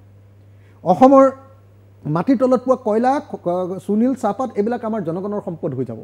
ৰাজ্য চৰকাৰ আৰু ৰাজ্য চৰকাৰ অধীনলৈ আহিব এইবিলাকৰ ওপৰত এতিয়া আমি 12.5% ৰয়েলটি পাওঁ আমাৰ তলৰ পৰা যে কয়লা ওলাইছে তাৰ পৰা 12.5% ৰয়েলটি পাওঁ আমাৰ পৰা যে নদীবান্ধ বনাব আমি 12.5% আমাৰ এতিয়া যিবিলাক নদীবান্ধ বনাই আছে অৰুণাচলত তাততো আমি 1%ও নাপাওঁ হুবনচিৰি নদীবান্ধটো আমি বিৰোধিতা কৰাৰ অন্যতম এটা প্ৰধান কাৰণ হ'ল আমি 1.25% তাত পোৱা ৰয়েলটি পাওঁ গতিকে এই কথাবিলাক নজনাকৈ এই কথাবিলাক বুজি নোপোৱাকৈ ৰাজনীতি অৰ্থনীতি সমাজনীতি এই গোটেইবিলাক বুজি নোপোৱাকৈ এতিয়া নতুনকৈ নতুন এটা ট্ৰেণ্ড আনিব খুজিছে অসমৰ সমাজ জীৱনত অসমৰ ৰাজনীতিত যে স্কুল কেইখনমান ভালকৈ বনালে এইটো ভাল ৰাজনীতি হস্পিটেল কেইখনমান ভালকৈ বনালে এইটো ভাল আজি আপুনি ইমান সুন্দৰ কথাখিনি ক'লে ধৰক আমাৰ দৰ্শকেও বা আমাৰ জনে তেওঁলোকেও কিছু কথা বুজিব কিন্তু এই কথাবোৰ ইমান চিৰিয়াছ কথা জানিবলগীয়া কথা আছিলে প্ৰচাৰ হোৱা নাই বা বিভিন্ন ক্ষেত্ৰত আপোনালোকে কৈ আছে কিন্তু কিবা কাৰণে গৈ এই কথাখিনি এটা জনমত গঠন কিয় হোৱা নাই মানে কথাটো সেইটোৱে চাওক যেতিয়াৰ পৰা বিজেপি চৰকাৰ আহিলে তাৰ আগলৈকে আমি আৰ্থিক ইছ্যুজবিলাকত লাগি আমি কংগ্ৰেছ চৰকাৰখনক পূৰা ডিমৰেলাইজ কৰি দিছিলোঁ কংগ্ৰেছ চৰকাৰখনক আমি অস্থিৰ কৰি পেলাইছিলোঁ কিন্তু সেইটো চান্সত এনেকুৱা এটা শক্তি আহিলে যিটো তাতকৈ বেছি ভয়ংকৰ এই ভয়ংকৰ শক্তিটো অহাৰ পাছত আমি এই চিৰিয়াছ প্ৰশ্নবিলাক আলোচনা কৰিবলৈ স্ক'পেই নোপোৱা হ'লোঁ নহয় আপোনাৰ বাহিৰে অন্য কোনোবাই মোক এইটো টিভিত ক'বলৈ দিব নেকি এতিয়া কথাখিনি ক'ব লাগিব মই আপুনি মোক চান্সটো দিলে কাৰণে মই ক'বলৈ পালোঁ মোক নহ'লে কি সোধে আপোনাক কৰিমুদ্দিন বৰভূঞাই পইচা ল'ব বুলি কৈছে আপুনি এই সম্পৰ্কত কি কয় মোকতো প্ৰশ্নবিলাক এইটোহে সোধে বুজিছেনে নাই আজি হিমন্ত বিশ্ব শৰ্মা চৰকাৰখনক বেছিক ক'ত সমালোচনা কৰিব লাগে এই প্ৰশ্নটো কোনোবা এটা টিভিয়ে মোক আজিলৈকে সুধিছে নেকি মই ক'ব নোৱাৰোঁ বাতৰি কাকতত মোৰ লেখা নোলায় আজিকালি আগতে বাতৰি কাকতত সদায় ফোন কৰি থাকে যে ফাৰ্ষ্ট পেজত দিবৰ কাৰণে লেখা এটা দিয়ক এতিয়াতো পেপাৰত নিউজে নোলায় পেপাৰত নিউজ নোলায় আমি সংবাদ মেল দিলে সংবাদ মেলৰ নিউজটো নোলায় পৰিস্থিতি এনেকুৱা গতিকে মই আপোনাক এটাই কথা ক'ব খোজোঁ সঁচাকৈ মই আজি আপোনাৰ সাক্ষাৎকাৰটোত কথা পাতি খুব ভাল পালোঁ এইকাৰণে যে আপুনি বেছিক কথাবিলাক ক'বৰ কাৰণে মোক সুযোগ দিলে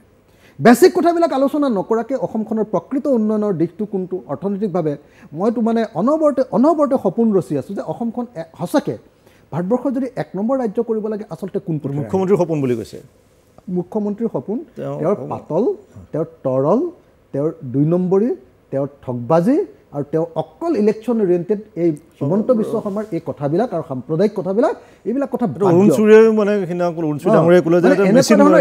মটিভেটেড মানুহে কেতিয়াও এখন ৰাজ্যক 1 নম্বৰ ৰাজ্য কৰাটো অসম্ভৱ ইল মটিভেটেড মই মুখ্যমন্ত্ৰী সম্পৰ্কে যিটো বক্তব্য কৈছোঁ ইল মটিভেটেড তেওঁ উদ্দেশ্যটোৱে হ'ল এখন সাম্প্ৰদায়িক অসম কৰি দিয়া সাম্প্ৰদায়িক অসম এখন কেনেকৈ ভাল অসম এখন হ'ব পাৰে গতিকে মই এই কথাটো একদম স্পষ্টকৈ কৈছোঁ গতিকে যদি প্ৰকৃত অৰ্থত এদিন মই আপোনাৰ লগত কথা পাতিব খোজোঁ এদিন মোক এক্সক্লুচিভলি এঘণ্টা সময় দিয়ক এদিন মই কথা পাতিব খোজোঁ যে অখিল গগৈ বা ৰাইজৰ দলে আচলতে অসমখন কেনেকৈ এখন শ্ৰেষ্ঠ অসম কৰি তুলিব খোজে আমাৰ অৰ্থনৈতিক ইছ্যু কি আমি খেতি কেনেকৈ পৰিৱৰ্তন সাধন কৰিব খোজোঁ আমি উৎপাদন ব্যৱস্থা কেনেকৈ পৰিৱৰ্তন সাধন কৰিব খোজোঁ আমি বজাৰ ব্যৱস্থাটো কেনেকৈ হাতলৈ আনিব খোজোঁ আমি আন্তঃৰাষ্ট্ৰীয় বজাৰ আমাৰ ওচৰ চুবুৰীয়া ৰাজ্যবিলাকৰ বজাৰ নাগালেণ্ডৰ বজাৰ আমি মেঘালয়ৰ বজাৰ আমি অৰুণাচলৰ বজাৰ কেনেকৈ দখল কৰিব পাৰোঁ আমি ওচৰৰ ভূটানৰ বজাৰ আমি কেনেকৈ ম্যানমাৰৰ বজাৰ আমি কেনেকৈ চীনৰ বজাৰ আমি কেনেকৈ বাংলাদেশৰ বজাৰ এই বজাৰবিলাক ওচৰৰ আন্তঃৰাষ্ট্ৰীয় বজাৰ আমি কেনেকৈ দখল কৰিব পাৰোঁ পূবৰ ৰাস্তাটো কেনেকৈ খুলিব পাৰোঁ তাৰপাছত আমি কেনেকৈ প্ৰকৃত অৰ্থত উদ্যোগীকৰণ কৰিব পাৰোঁ আমাৰ যিটো উৎপাদন ব্যৱস্থা আমি কেনেকৈ বিকাশ ঘটাব পাৰোঁ আমি কেনেকৈ প্ৰকৃত অৰ্থত ইয়াতে পুঁজিৰ বিকাশ ঘটাব পাৰোঁ আৰু ইয়াত সঁচাকৈ কেনেকৈ ইণ্ডাষ্ট্ৰিয়েলাইজেশ্যন কৰি আৰু বিভিন্ন ধৰণৰ উৎপাদনী বৃদ্ধিৰ জৰিয়তে আমি দেশখনক কেনেকৈ প্ৰকৃত অৰ্থত এখন ভাল ৰাজ্য কৰিব পাৰোঁ মই এই কথাবিলাকৰ কাৰণে এদিন মোক কেতিয়াবা আপুনি নিশ্চয় কিন্তু মই আৰু এটা প্ৰশ্ন আপোনাক সুধিম এইটো এটা আমাৰ যিটো 6 নং দফাৰ সৈতে সম্পৰ্ক আছে যে অসমৰ 6 জনগোষ্ঠীৰ জনজাতিকৰণ সম্পৰ্ক আছে খিলঞ্জীয়া মানুহৰ ইয়াৰ ভূমিপুত্ৰৰ অধিকাৰক লৈ পেলাই যে 6 জনগোষ্ঠীৰ জনজাতিকৰণৰ যিটো দাবী সেইটো মই জনাত কংগ্ৰেছে প্ৰতিশ্ৰুতি দিলে নকৰিলে বিজেপিয়ে কিন্তু প্ৰতিশ্ৰুতি উলিয়াইছিলে যে আমি কৰি দিম ছমাহৰ ভিতৰত কিবা এটা হ'ব কাৰণ বিশ্বজিৎ দাই ইয়াতে কৈ গৈছিলে যে মই এটা কথা কওঁ আপোনাক অকল প্ৰতিশ্ৰুতি নহয় যেতিয়া আমি কাৰ বিৰুদ্ধে আন্দোলন কৰি আছিলোঁ মই আৰু পলাশ চাংমাই যেতিয়া ৰাজ্যসভাৰ মজিয়াত সোমাই আছোঁ গেলেৰীত বহি আছোঁ তেতিয়া কা এখন যেতিয়া আনিছে একেটা সময়তে অসমৰ 6 জনগোষ্ঠীৰ জনজাতিকৰণৰ কাৰণে একেদিনাই বিধেয়ক আনিছে একেদিনাই বিল আনিছে জনজাতিকৰণৰ বিল আনিছে এতিয়া যে কৈ থাকে যে নহয় জনজাতিকৰণৰ এক্সপাৰ্ট কমিটি বনোৱা হৈছে এক্সপাৰ্ট কমিটিৰ ৰিপৰ্ট দি শেষ কৰি ইতিমধ্যে গোটেই মহাপঞ্জীয়কে অনুমোদন দি অসমৰ 6 জনগোষ্ঠীৰ জনজাতিকৰণ হ'ব লাগে বুলি বিল ইতিমধ্যে সংসদত উত্থাপন কেৱল বছৰ কাও আনিছে আৰু জনজাতিকৰণৰ মানে 2018 হয় যেতিয়া 2018 মানে সিটিজেনশিপ এমেন্ডমেন্ট এক্ট 2016 আনিছিলে নহয় প্ৰথম সেই প্ৰথমখন যেতিয়া আমি নাকচ কৰিছিলোঁ যে বিভিন্ন কৌশল কৰি যে গোটেই ভাৰতবৰ্ষত যেতিয়া মেঘালয়ৰ মুখ্যমন্ত্ৰীও কাৰ বিৰোধিতা কৰিছিলে যে আমি গোটেই দিল্লীত লাগি ভাগি গোটেই পাৰ্টিবিলাকৰ লগত লগ লাগি এই আইনখন যে আনিবলৈ দিয়া নাছিল বিলখন আনিবলৈ দিয়া নাছিলোঁ সেই সময়ত কা আইনখন আনোতে একেদিনাই ৰাজ্যসভাৰ এতিয়াও মোৰ লগত হেৰি আছে আপোনাক দি দিম মই সেই একেই শিডিউলত বিজনেছত মানে এইটো বিজনেছ বুলি কয় ৰাজ্যসভাৰ চৰকাৰী বিজনেছত মানে তেতিয়া আমাৰ জনজাতিকৰণ আইনখনো আনিছিলে 6 জাতিৰ জনজাতিকৰণ এটা 6 জাতিৰ জনজাতিকৰণ এতিয়া যে কৈ থাকে যে তাৰ কাৰণে এক্সপাৰ্ট কমিটিৰ ৰিপৰ্ট লাগিব কেবিনেট কমিটিৰ ৰিপৰ্ট এবাৰ মিছা কথা অনাৰ পাছত এইটো জানিব বিচাৰে যেতিয়া আনিলে অনাৰ পাছত যেতিয়া আনিলে মানে হেৰিয়াত লে কৰি দিলে লে হৈ গ'ল লে হোৱাৰ পাছত সেইটো আৰু মানে পাছ কৰিবৰ কাৰণে যেনেকৈ কা আইনখন লে কৰি দিয়াৰ পাছত সেইখন আকৌ নুঠালে নহয় 2016 চনৰ আইনখন আমি লবি কৰি সেইখন নুঠালো ঠিক তেনেকৈ এই জনজাতিকৰণ আইনখনো মানে নুঠালে এনে মানে দেখুৱাবৰ কাৰণে আনিছিলে কাখনত যদি মানে ইয়াত যাতে 6 জাতিৰ সংগঠনবিলাকে যাতে আন্দোলন নকৰে তাৰ কাৰণে সেইটো দেখুৱাবৰ কাৰণে আনিছিলে গতিকে যিখন ইতিমধ্যে সকলো মানে এখন আইন আনিবলৈ হ'লে সববিলাকত পাছ হৈ আহিব লাগিব নহয় জানো ভাৰতবৰ্ষৰ চৰকাৰৰ যিমানবিলাক আমাৰ হেৰি আছে সকলোবিলাকৰ জৰিয়তে ডিপাৰ্টমেণ্টছবিলাকত পাৰ হৈ আহিব লাগিব সব পাৰ হৈ আহি 6 জাতিৰ জনজাতিকৰণৰ কাৰণে বিধেয়ক বিল আহিলে লোকসভাৰ মজিয়া পালেহি লোকসভা আৰু ৰাজ্যসভা দুইখনৰ মজিয়া পালে উভয় সদনত পালে গতিকে এতিয়া 6 জাতিৰ জনজাতিকৰণৰ কাৰণে কোনো কেবিনেট কমিটি নালাগে কোনো মহাপঞ্জীয়কৰ বুলি কৈ থাকে যে এইবিলাকৰ ৰেজিষ্ট্ৰাৰ জেনেৰেলৰ কোনো পাৰমিশ্যন নালাগে সববিলাক হৈ আছে এতিয়া মাত্ৰ সেই আগত উঠোৱা বিধেয়কখন পাছ কৰি দিলে হ'ল লোকসভাত উঠাব লাগিব এই বিষয়টো আহিব লাগে এইটো ডাঙৰ কথা আটাইতকৈ ডাঙৰ কথা মই সদায় কৈ থাকোঁ বিধানসভাত কৈ থাকোঁ টিভিৰ মজিয়াত কৈ থাকোঁ কোনেও নুশুনে কথাটো কোনেও নুশুনে কেলে নুশুনে জানে নাই তাৰ কাৰণটো হ'ল বিজেপি চৰকাৰক কোনো বিপদত পেলাব নোখোজে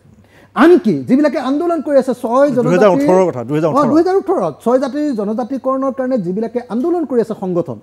তাৰ বেছিভাগ সংগঠন এতিয়া চৰকাৰৰ পকেটত সোমাই গ'ল পকেটত সোমোৱাৰ কাৰণে তেওঁলোকে এই কথাটো উলিয়াব নোখোজে পকেটত সোমোৱাৰ কাৰণে তেওঁলোকে মানে এতিয়া কি কৰিলে সেই যিবিলাকে আন্দোলন কৰি আছে তেওঁলোকক কাৰোবাক অফিচ বনাবলৈ পইচা দিছে চৰকাৰে কাৰোবাক মানে আপোনাৰ নেতাবিলাকক চলিবৰ কাৰণে হেৰিয়ে বিজেপিয়ে পইচা দিছে তাৰ ফলস্বৰূপে কি হৈছে 6 জাতিৰ জনজাতিকৰণৰ প্ৰশ্নটো এতিয়া নাইকিয়া হৈ গৈছে কাৰোবাক আকৌ কাউন্সিলৰ মেম্বাৰ কৰি দিছে মই খালি এটা বাক্য এইটো ক্ষেত্ৰত কৈ ল'লে মানে আটাইতকৈ মোৰ কাৰণে হেৰি হ'ব পলিটিকেলি মানে ৰাইট হ'ব কথাটো 6 জাতিৰ জনজাতিকৰণ কিয় বিচাৰোঁ 6 জাতিৰ যদি জনজাতিকৰণ হৈ যায় তেতিয়াহ'লে এই জনসংখ্যাটো যদি আমাৰ জনজাতিকৰণ হৈ যায় তেতিয়াহ'লে এই যে আমি 371ৰ কথা কৈছোঁ এইটোৰ কাৰণে অৰ্থাৎ অসমক এখন জনজাতি প্ৰধান ৰাজ্য হিচাপে স্বীকৃত হৈ যাব বেছিভাগেই জনজাতি তাৰ ফলস্বৰূপে অসমৰ গোটেই সম্পদবিলাক অসমীয়া মানুহৰ হাতত থাকি যাব সেইকাৰণে ৰাজনৈতিকভাৱে অকল 6 জাতিৰ কাৰণে ইম্পৰ্টেণ্ট নহয় সমগ্ৰ অসমৰ এই গোটেই এই যে 6 নম্বৰ দফা চফা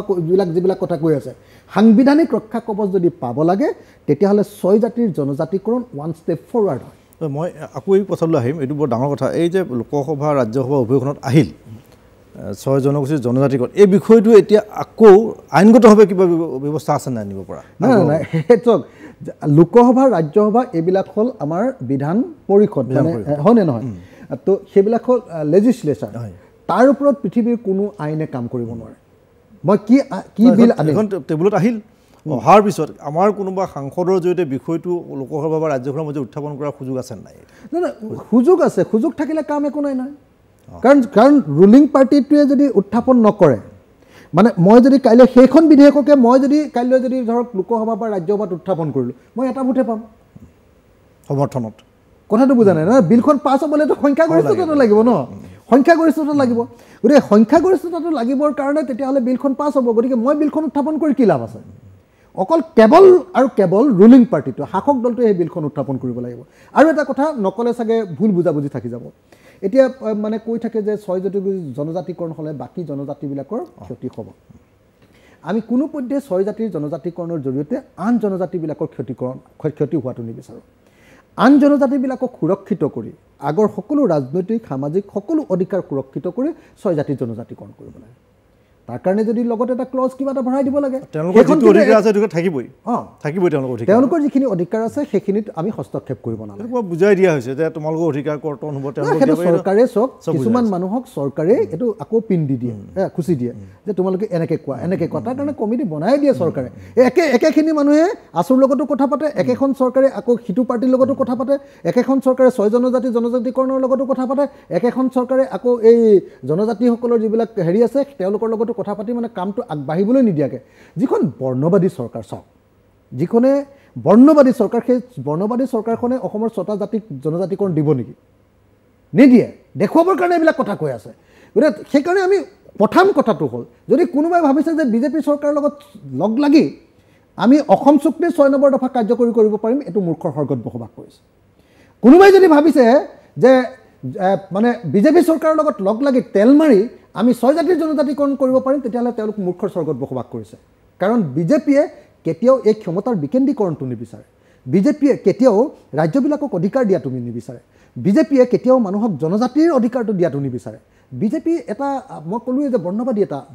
পাৰ্টি গতিকে তেওঁলোকে এইটো নিবিচাৰে আমি সংগ্ৰামৰ মাজেদি এইটো কাঢ়ি ল'ব লাগিব আৰু সেইকাৰণে মই 6 জনগোষ্ঠীৰ সকলো সংগঠনক বাৰম্বাৰ অনুৰোধ কৰোঁ যে সংগ্ৰামৰ মাজেদিহে এইটো আমি পাব পাৰোঁ সদৌ অসম ছাত্ৰ সন্থাকো মই সদায় অনুৰোধ কৰোঁ আৰু আহ্বান জনাওঁ যে আমি সংগ্ৰামৰ মাজেদিহে 6 নম্বৰ দফাৰ কাৰ্যকৰী কৰিব পাৰোঁ আলোচনা আৰু তোষামোদৰ জৰিয়তে এইটো কেতিয়াও সম্ভৱপৰ নহয় ধন্যবাদ আমি সাধাৰণতে নপতা কথা বা সাধাৰণতে এই বিষয়বোৰ আলোচনা নহয় কিন্তু অত্যন্ত গুৰুত্বপূৰ্ণ অসমৰ জনজীৱন বা এজন বিধায়ক হিচাপে আপোনাৰ ব্যক্তিগত বা সামাজিকভাৱেও এই কথাবিলাক জনা দৰকাৰ আছিল মানুহে আপুনি কি ভাবিছে বা কেনেধৰণৰ কৰিছে আমি প্ৰতিপক্ষৰ মজিয়াত কথাবোৰ পাতিলোঁ আৰু কিছু কথা থাকিল বহু কথা থাকিল কাৰণ এটা নিৰ্দিষ্ট সীমাৰ ভিতৰত আমি কামখিনি কৰিবলগীয়া হয় টাইমৰ সময়ৰ কথা আছে আজি অনুষ্ঠান আমি ইমানতে সামৰিছোঁ কিন্তু ভৱিষ্যতে মই খালি আপোনাক ভৱিষ্যতে মাত্ৰ ৰিকুৱেষ্ট কৰোঁ যে মোক এদিন আপুনি সুযোগ দিয়ক ধন্যবাদ নিশ্চয় এদিন মোক আপুনি সুযোগ দিয়ক কেনেকৈ অসমখন প্ৰকৃত অৰ্থত এখন উন্নত সপোনৰ অসম এখন ভাল অসম এখন পৃথিৱীয়ে মানে আদৰ্শৰূপে গঢ়িব পৰা এখন অসম গঢ়িব পাৰি তাৰ একদম কমপ্লিট কৰ্মসূচী আমাৰ হাতত আছে সেই কথাখিনি মই আপোনাৰ জৰিয়তে অসমৰ ৰাইজক ক'ব খোজোঁ অসমৰ ৰাইজে সপোন দেখক অসমৰ ৰাইজে এখন অকল হস্পিটেল বিচাৰি ৰাজনীতি কৰিলে নহ'ব এখন অকল স্কুল বিচাৰি ৰাজনীতি কৰিলে নহ'ব সামগ্ৰিকভাৱে গোটেই ব্যৱস্থাৰ পৰিৱৰ্তনৰ কাৰণে আমি ৰাজনীতি কৰিব লাগিব আৰু সেইকাৰণে মই এই কথাখিনি আপোনাৰ জৰিয়তে এবাৰ ৰাইজক ক'ব খোজোঁ ধন্যবাদ মই পাতিম সেই বিষয়ে মই ভাবিছোঁ ৰাইজৰ দলৰ লগতে আৰু দুজন আপোনালোকৰ বিষয়ববীয়াকো লৈ পেলাই একেলগে তিনিজন আমি বহি পেলাই এটা আলোচনা আমি কৰিম কিন্তু মই ভাবোঁ যে আজি কিছুমান কথা হ'ল যে প্ৰথম কথাটো হ'ল যে 6 জনগোষ্ঠীৰ জনজাতিকৰণৰ বিধেয়ক হিচাপে হওক বা লোকসভা বা ৰাজ্যসভাৰ মজিয়াত এখন এবাৰ উত্থাপিত হ'বলৈ গৈ আছিল কাৰ লগত সেই বিষয়টো বহু মানুহে নাজানে থাকি গ'ল এতিয়া আকৌ শূন্যৰ পৰা আৰম্ভ কৰিবলৈ বিষয়টো লৈ পেলাই আকৌ সময়ৰ অপচয় কৰা হৈছে এতিয়া অসম চৰকাৰে কেবিনেট কমিটি বনাইছে আপুনি আচৰিত কথা যিখন লোকসভা ৰাজ্যসভাত যিখন মানে উঠিলে সেইখনৰ ওপৰত আকৌ অসম চৰকাৰৰ কমিটি বনাব সেই বস্তুটো মানে গোটেই কথাবিলাক হয়তো মানে ৰাইজৰ মাজলৈ যোৱা নাই বা ৰাইজক এনেধৰণে বিভ্ৰান্ত কৰিছে নেতাৰ বা আমাৰ নিজৰ নেতাবিলাকৰ মানে সংগ্ৰামী নেতাবিলাকো তাত জড়িত বিভ্ৰান্ত কৰিছে বা জড়িত হৈছে গোটেইটো ধন্যবাদ অখিল গগৈ আমি আকৌ এদিন কথা পাতিম ধন্যবাদ আৰু আজিৰ প্ৰতিপক্ষৰ পৰা আমি সাধাৰণতে যিবোৰ কথা পতা নাযায় বা সাধাৰণ যিবোৰ কথা আলোচনা কৰি থাকে সেই কথাবোৰ নাপাতি অকণমান বেলেগ ধৰণৰ কথা কিছুমান আলোচনা কৰিলোঁ আমাৰ দৰ্শক নিশ্চয় উপকৃত হ'ব অনুষ্ঠানটো চাই কেনে পালে আপোনালোকে আমাৰ প্ৰাগ ডিজিটেলৰ পৃষ্ঠাত মন্তব্য দিবলৈ নাপাহৰিব ধন্যবাদ